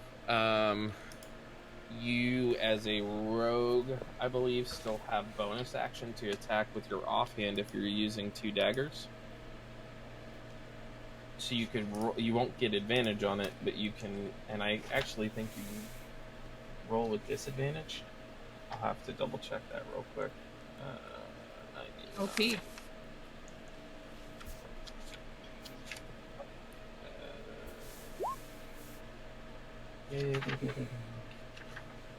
Oh, I lied.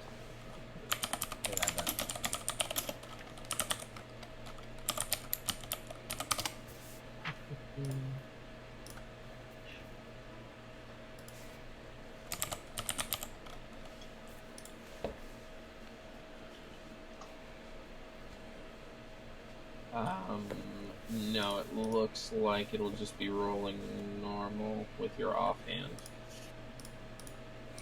So you can roll a d20 with your offhanded weapon, and see if you can do your normal stabby damage. That's cool. Oh, I do have proficiency with my crossbow. So 14 plus 2, which is your proficiency. So that's 15, 16. So that makes it. Barely. Jesus. Nice. And then, so, So- I'm hitting with a dagger, right? Yeah, so do your normal dagger damage. Alright.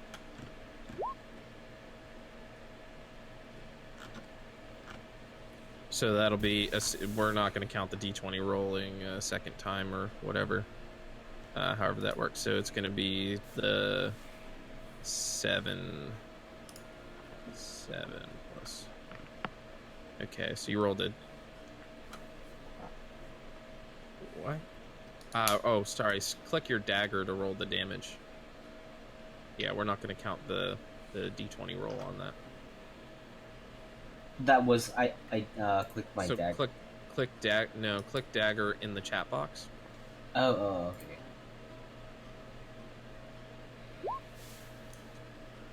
So it's going to be 7 piercing damage. Nice. So if you're rolling 1,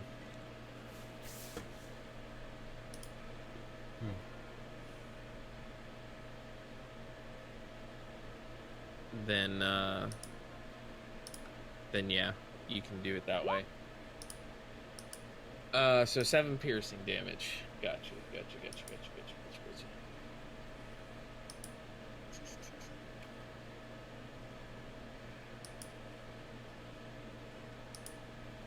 Did I roll 2 d20s because of the sneak attack, or was that just something that I had? The sneak attack or flanking attack gives you advantage, so that's why you roll 2 different times. It's essentially, so advantage is going to be you being able to take 2 attempts at rolling to hit and taking the higher of the 2. Advantage essentially is that as far as like the way that it works in combat is because of where you're at, the character's more likely to hit. I see. Okay, got it. So because it's more likely to hit, you're going to get the higher of the 2 chances. But you're not actually taking 2 swings at them. You're just getting advantage essentially on hitting. So with that stab, the bugbear is kind of reels in pain a little bit and staggers a bit. You can tell that she did some some damage to him, but he's still standing. Next on the list, Blasi, if you're ready. Just cast a firebolt. Okie dokie. What is the spell save? It is not a spell save. Firebolt. I have to try to hit. Oh, you rolled a hit. Cool. All right. I do not. Yes, you do not. So your fireball kind of right past him, leaving a small crater on the ground. But he managed to kind of see it coming a little bit and dodge out of its way. We should have telegraphed that with an incantation.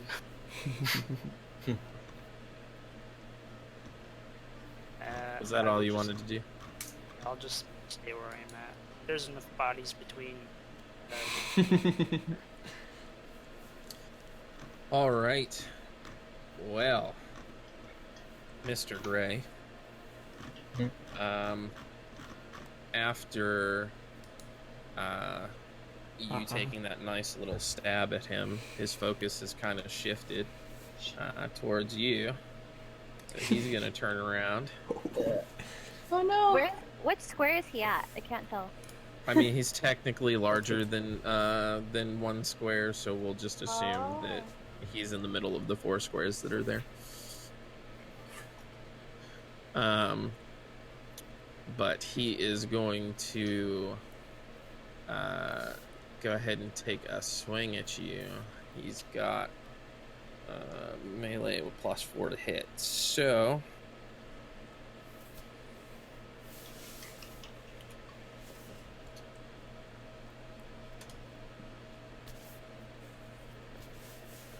Does a 12 hit you, Gray?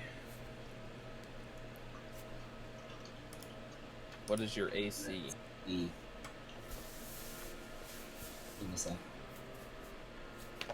Miss. What? All right. Your characters are fucking all buff as shit. What the hell? And then we're gonna go into... Because I forgot to write this down. Don't mind me, I'm just doing my thing.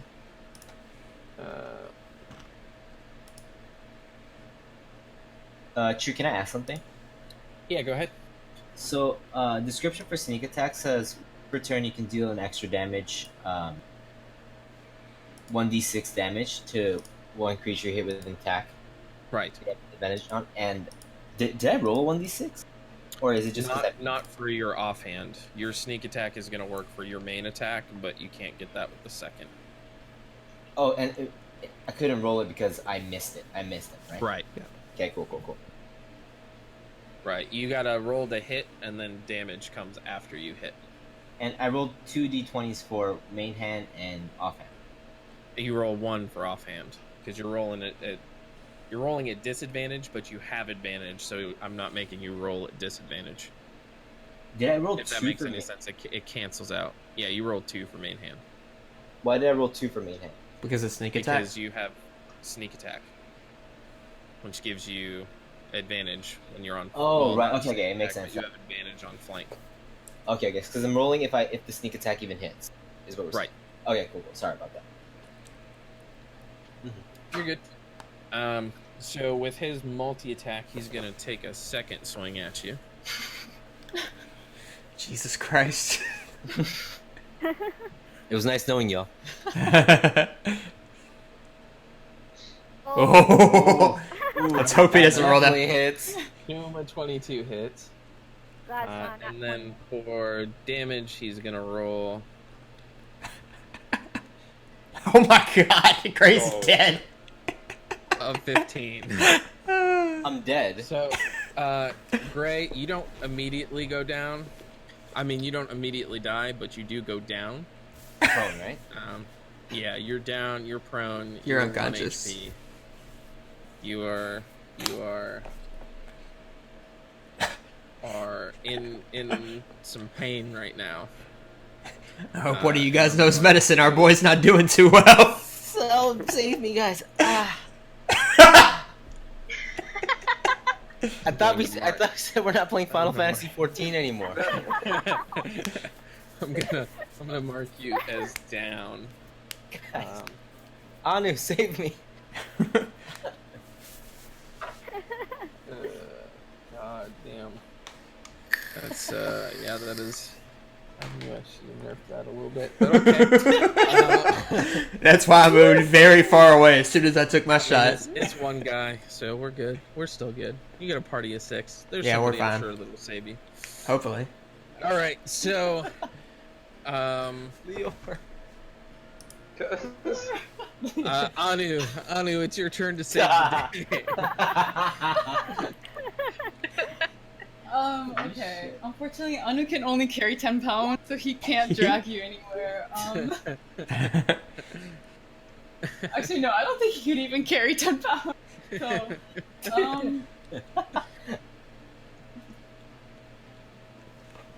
so I think I'm gonna send Anu out to make sure there's no other enemies coming our way. To make sure. Check the perimeter. Alright. Taking out. So Roll a Yeah. perception check. Okay, and he has a passive perception, so what does that mean? What's a passive perception? His passive perception is going to be his number of what he just gets based off of being Existing. passive. But where you're using his Okay. turn to legitimately scout and you can see through him, I'm just going to have you roll a perception check with whatever your perception bonuses are, Okay. and call it a day on that to see what you see. And then he gets a +3 to that. That's That's sweet. Oh shit, sorry. Anu tries to lure the giant away from Gray. I was about to say, Oh, shit. can't that still be, because it's just rolling a d20, can't that still be her roll? I mean, we can. It'd be a what? 15, right? No. We'll split the difference. How about that? But in general, you see absolutely nothing. This bugbear is the only thing in the area. Okay.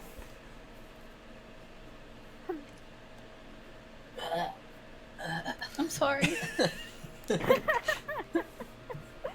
I like your RP, Gray.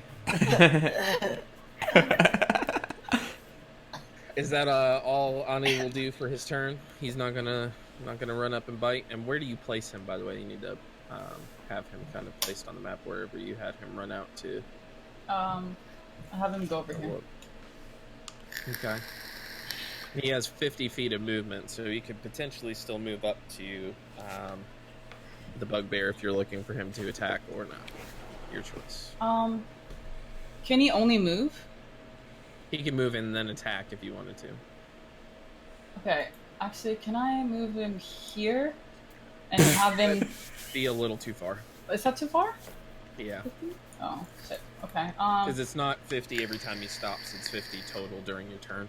Okay. I'll just keep him here.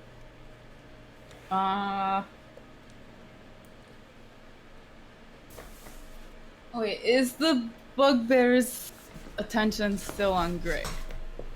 Yes.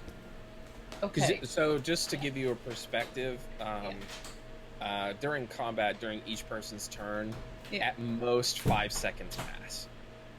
So as you guys get more and more comfortable with combat and what your characters can do, and as we're learning and all that sort of stuff, we're gonna kind of force combat to be quick because there's not too much thinking and planning behind it.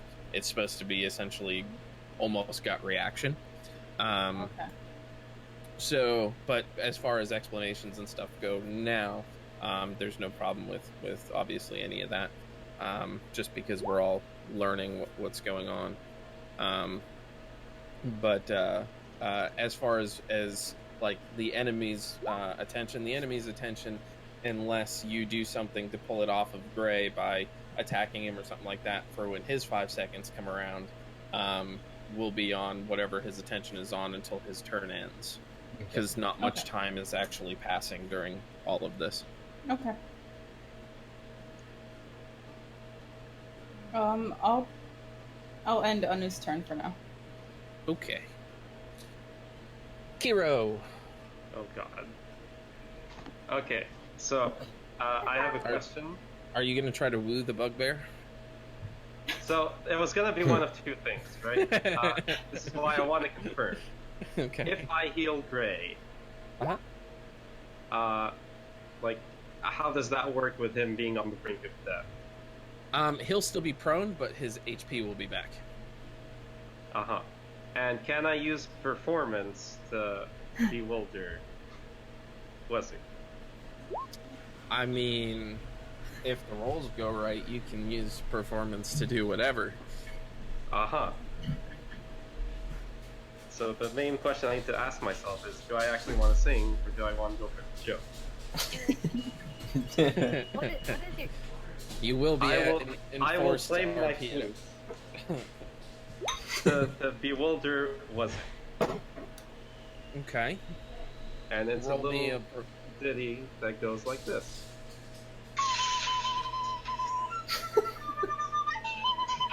I think that made the result. Okay, what was the roll? roll me a performance. I'm dying over here. I'm gonna say Wugsik doesn't even know. I definitely do, and I'm pissed at Lior. In the same token, I would think your character knows this is probably very in character for Lior. Does he get a chuckle out of the dying road? Didn't this man take a blade for you and the best you have is your shitty little song? The seed always said that he wanted the rude sandstorm to be played at his funeral. This is not how I wanted to go. That is a very fitting funeral dirge. All right, is that what you do to end your turn there? I don't think I can do anything else, right? Except for move. Yeah. Yeah, I end my turn. Okay. Blue, Yes. it is your turn. Okay, using my arcane focus, I would like to use Eldritch Blast. Okie Eldritch dokie. Blast. I think it's make a ranged spell attack against the target. So what do I have to roll for that? Range If it spell hits or attack. not. Yeah. So that's just going to be your D20. You have it set up. Do you have Eldritch Blast set up in your thing? It's in my As an attack? cantrips. But not as a. Okay. Oh, I was supposed to add it in there. It makes it quicker for combat when you add your attacks in, so that you can click on it Okay. and do it. However, for the moment, I just want to see Yeah. what it. Do you know offhand, Blasi, with what you're doing, the proficiency, or even Dolphin, the proficiency, if you get proficiency bonus on your magic attack? I believe you do, right? And what's Yes. your roll? What are you rolling off of, Blue? What is your magic based off of? Is it charisma or It's is charisma. it? Hers- yeah, hers Okay, was so- charisma, so I believe the 8 proficiency is +2. +2 at this. Yeah. And then whatever her charisma modifier is. And then whatever your charisma modifier is. So you're looking at charisma +3 +2. So you'll Plus roll 5. a d20 +5 to hit. I'll just roll d20. You D20 +5. So \roll d20 +5. So \roll space d20. Yeah. Hold on, I am using my Japanese keyboard, so I do not know where the plus sign is. There you Oh, go. +5. I got it.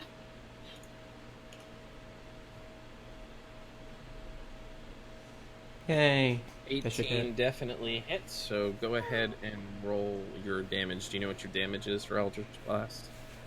1d10 force. 1d10, yeah. 1d10. Is it plus anything? Plus per. No, I think it just says 1d10 force damage. Yeah, I don't have anything. 8.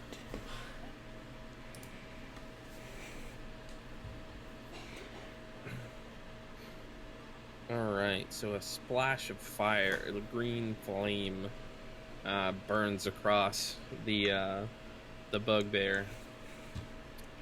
He screams a bit, is obviously hurt, and is down to one knee, but is still with us. Oof. Next on the list, Major. Bless. Okay. I'm going to move around him because I can't exactly tell like what spaces I'm able to since he's such a big guy. So if you move, I'm just gonna move your character around.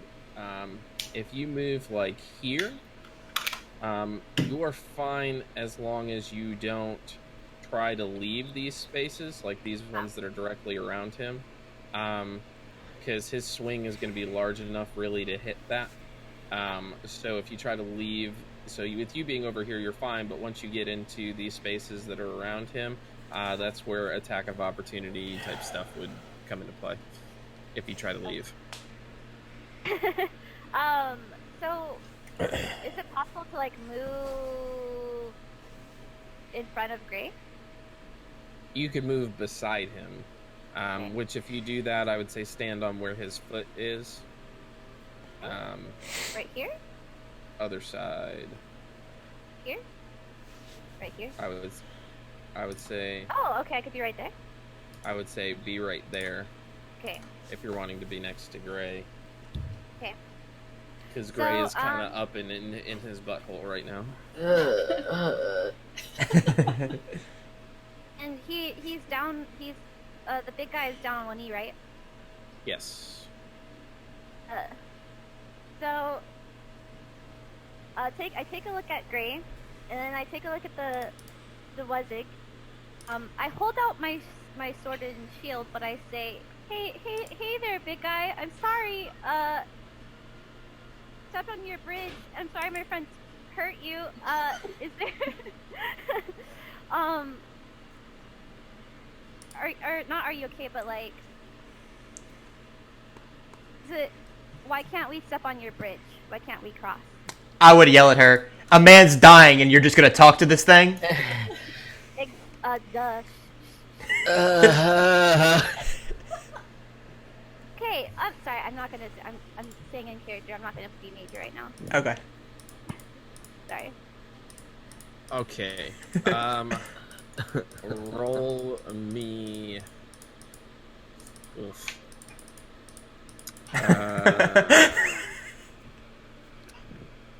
He almost 100%. I'm sorry, my friends attacked you. Roll me a persuasion.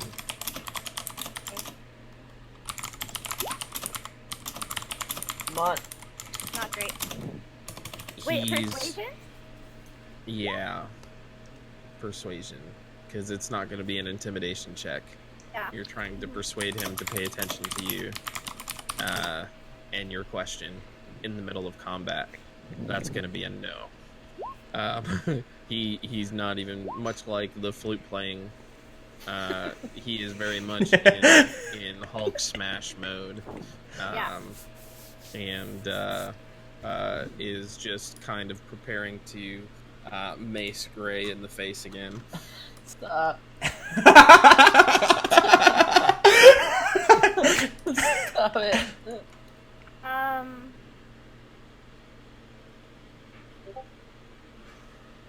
Okay, so, but I stood in front of Gray, right? Or this is as far in front of Mike as I can stay. That's as close as you can get. Players can't occupy the same space as each other, so that's going to be within range for your disadvantage shield if that's what you're setting up for. Yeah, that's what I'm setting up for. So I'm not going to attack yet. I'm going to hold my... right? Because I already talked. That counts. Yeah, that'll be your action if trying to persuade. Okay, then yeah, I will and wait to see how. Well, obviously he doesn't take it, but wait to see how he responds, and hold my ground here until he attacks. Okay. All right. Pie. Yeah. Is the druid gonna come in and save the day? Can I cast Healing Word on Blue Gray? Yes. Blue Gray. Blue Gray. Absolutely. Okay. Okay, how do I do that? Okay, so You you should be able to just put it under your spells and attack. I think I added that. I just click it? Yeah, under your spells, healing word, that's going to take up one of your spell slots. So you'll be down to one level 1 spell slot. Oh, it says, okay, cast out what level 1? Level 1, yep. Okay, put it on the thing, but how do I make it go on Right, so you're going to roll 1d4 plus your spellcasting ability modifier. So you would do / roll 1d4 plus whatever you spellcast off of. Are you wisdom based? Yeah. Alright, so you're gonna do 1d4 plus... roll 1d4 plus 2. 2? Yep, 1d4 plus 2. And that'll give you how much you're healing him for. Did I do that wrong? Hold on. / roll 1d4. Space. Yeah, okay. but a space between roll and the thing. Yeah, so / roll space 1d4 plus 2.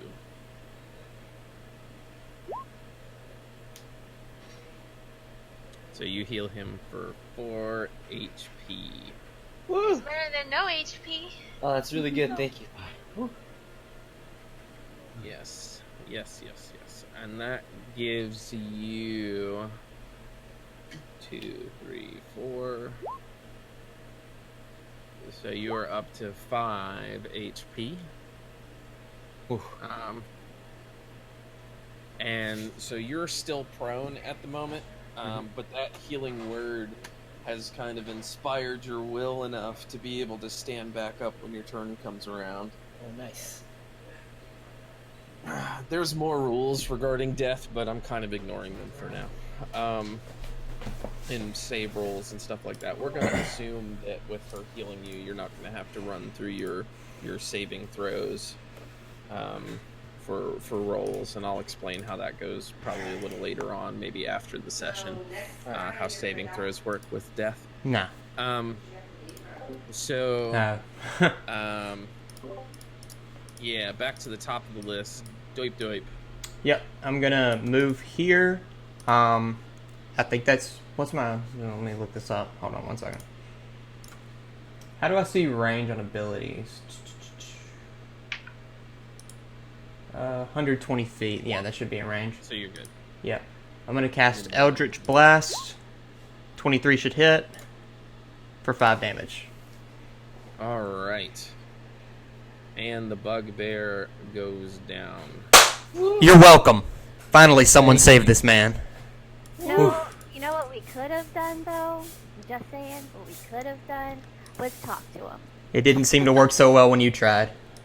That's because I rolled low on persuasion and I am not very charismatic. Well, then maybe it Guys, wouldn't have guys. worked. Guys, what matters In is character conversation? Mine was. I don't think her saying this because I rolled low is very in character, though. Something to say about that, but I didn't know we were talking in character. Just Yeah. He Yeah. was. I know he was. But, Oh well. yeah. So What matters is that we're all alive, even if barely. Get it? Barely. Barely. Wow. Thank you, Pi, for the heal. Thank you so much. Thank you. I feel a lot better now. Okay. I'm so glad. Thank you. So, Wait, Thank you, Pi. sorry. go ahead. Can I ask one question? Why, Yeah. when I rolled my 2d20s, do I not get any modifiers to that? Your modifiers in looking at it after the fact should be +5. Okay. But, yeah, we will set that up better for next rolls. Yeah, no worries. I just wanted to make sure. It's dexterity. Is it yeah. dexterity? Dex. Which is your dex and proficiency is why it's +5 total. Because I Alright. think your dex is +3 and your proficiency is +5. Cool. Alright, cool. Alright. I have. Sorry, keeping track of everybody's character's information is Yeah. difficult. For sure. Yeah, for sure. I should have known that. Thank you. I have 13 minutes before I have to leave my house. Yeah, we're Come wrapping this up for today. Okay. But Yeah. let me just get Yep. you to where you need to be. Can I? Okay, can I say something? Yeah. Yeah, go ahead. Real quick, Kilma offers her hand to help Gray up, since he's still prone. Wait, Oh. he's standing up now, right? Mm-hmm. He's standing up whenever his turn comes. Was supposed to come. The turns are over. It's out. Bugbear's dead. Combat's over. Okay. So, would me holding out my hand be... At this What? point? I'm sorry. What? The ground at this point? Or would he... He I mean, you could probably assume that after the bugbear died, he got up on his own. But Thank you, Kilma. you can also just do it however you want to do it Okay. between the two of you. Pass back. Okay. Well, I wanna help him up.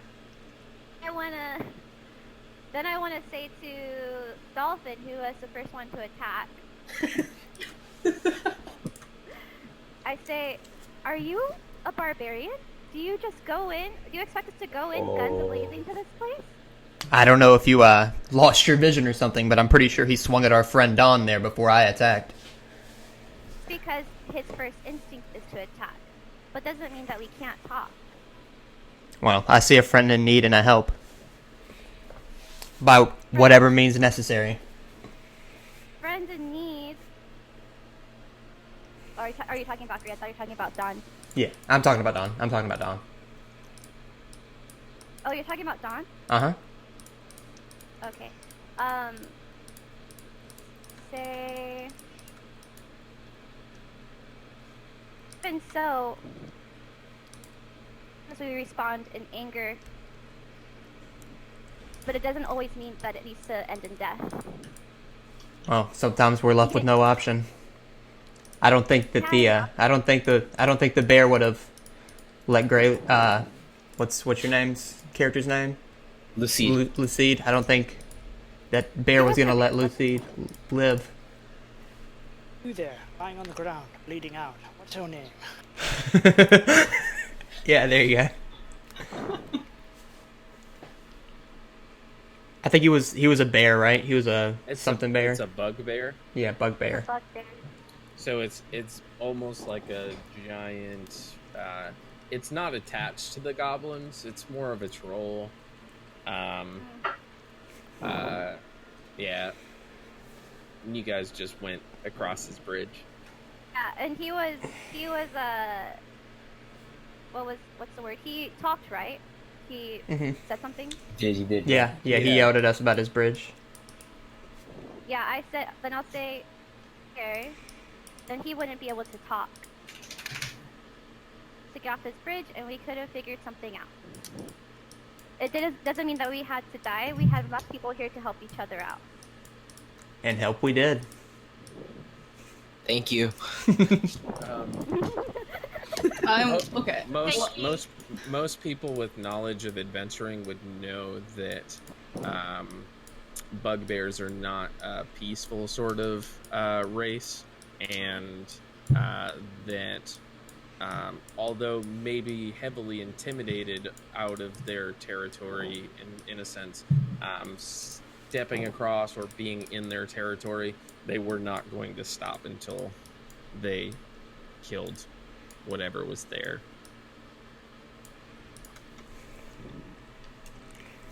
I know we have different opinions about how we want to cross that, but when Kyoma came up to me and started talking to Bugbear, I actually thought that might work, and It's worth a try. It definitely is. I think we don't know. We're about to go against goblins. I don't know anything about goblins, and different kinds of tactics for battle is I think it's really eye-opening for us. So I went in. I get a little hot-headed, and I went in and I got destroyed, but I really appreciate that. Thank you, Kilma. That was that was an eye-opening way for combat. I agree. Not everything needs to be solved with violence, but if a monster attacks our party, then I'm not going to stand by and let it have its way. And I appreciate that too. Okay. While everyone's talking, I'm gonna light up after battle cigarette, and I'm gonna start. I have to start doing my blood ritual around the dead body. So there we go. What the fuck is going on here? What the hell is going on? I'm glad you're okay, Gray, and that's the end for me. So with Not Gray, but Lucide. Call me Lou. With the death of this bugbear, you all have that sort of gripping sensation in your chest, and you very much connect that feeling to death and where you were prior to this whole situation happening. And Blue's blood ritual around the dead bugbear, sending its soul out, which you get the perception of, though not understanding of,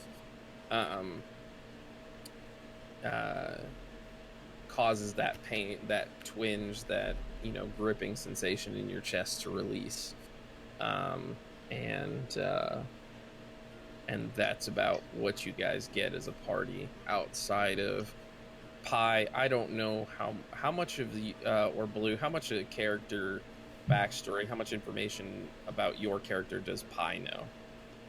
She In knows. character. Like, she knows what I have to do, but she Uh-huh. doesn't know how I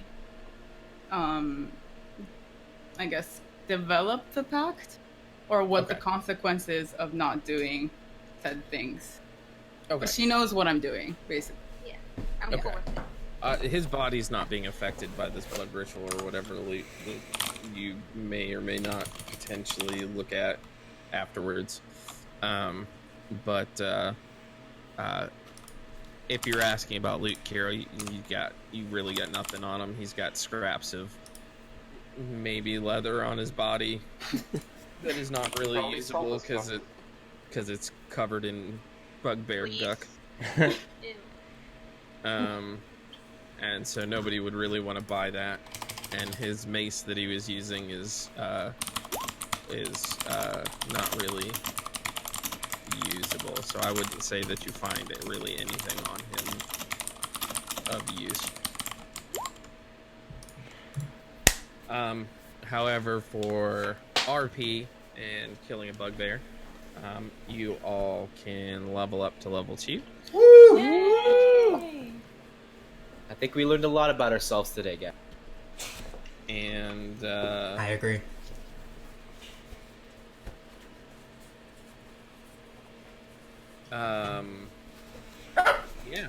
from here, just real quick to set us up for next week. After your interaction with the bugbear and Dawn, apologizing for jumping off to the side, she explains how she's very sort of anti-combat. She's got no problem with killing animals and stuff like that when it comes to, cooking and eating and that sort of stuff, but she doesn't necessarily enjoy killing, and would rather, run from this fight than necessarily do anything with it. She's leading you to this place, but she emphasizes that she's not planning on fighting these goblins with you. And so with that, with a little bit further travel and it almost basically being about twilight, Dawn responds to you with assuming that you take a short rest and do all that sort of stuff in between, on the way down. Dawn says, there it is up ahead, and you see a low rocky hill pushing up from surrounding trees, and a large natural cave is plainly visible near the base. As you creep closer to the entrance, you see a set of stairs that lead inside, hewn from rock and descending into the earth. And that is where we will end the session for today. Hey. All right. All right. Sounds good. Apologize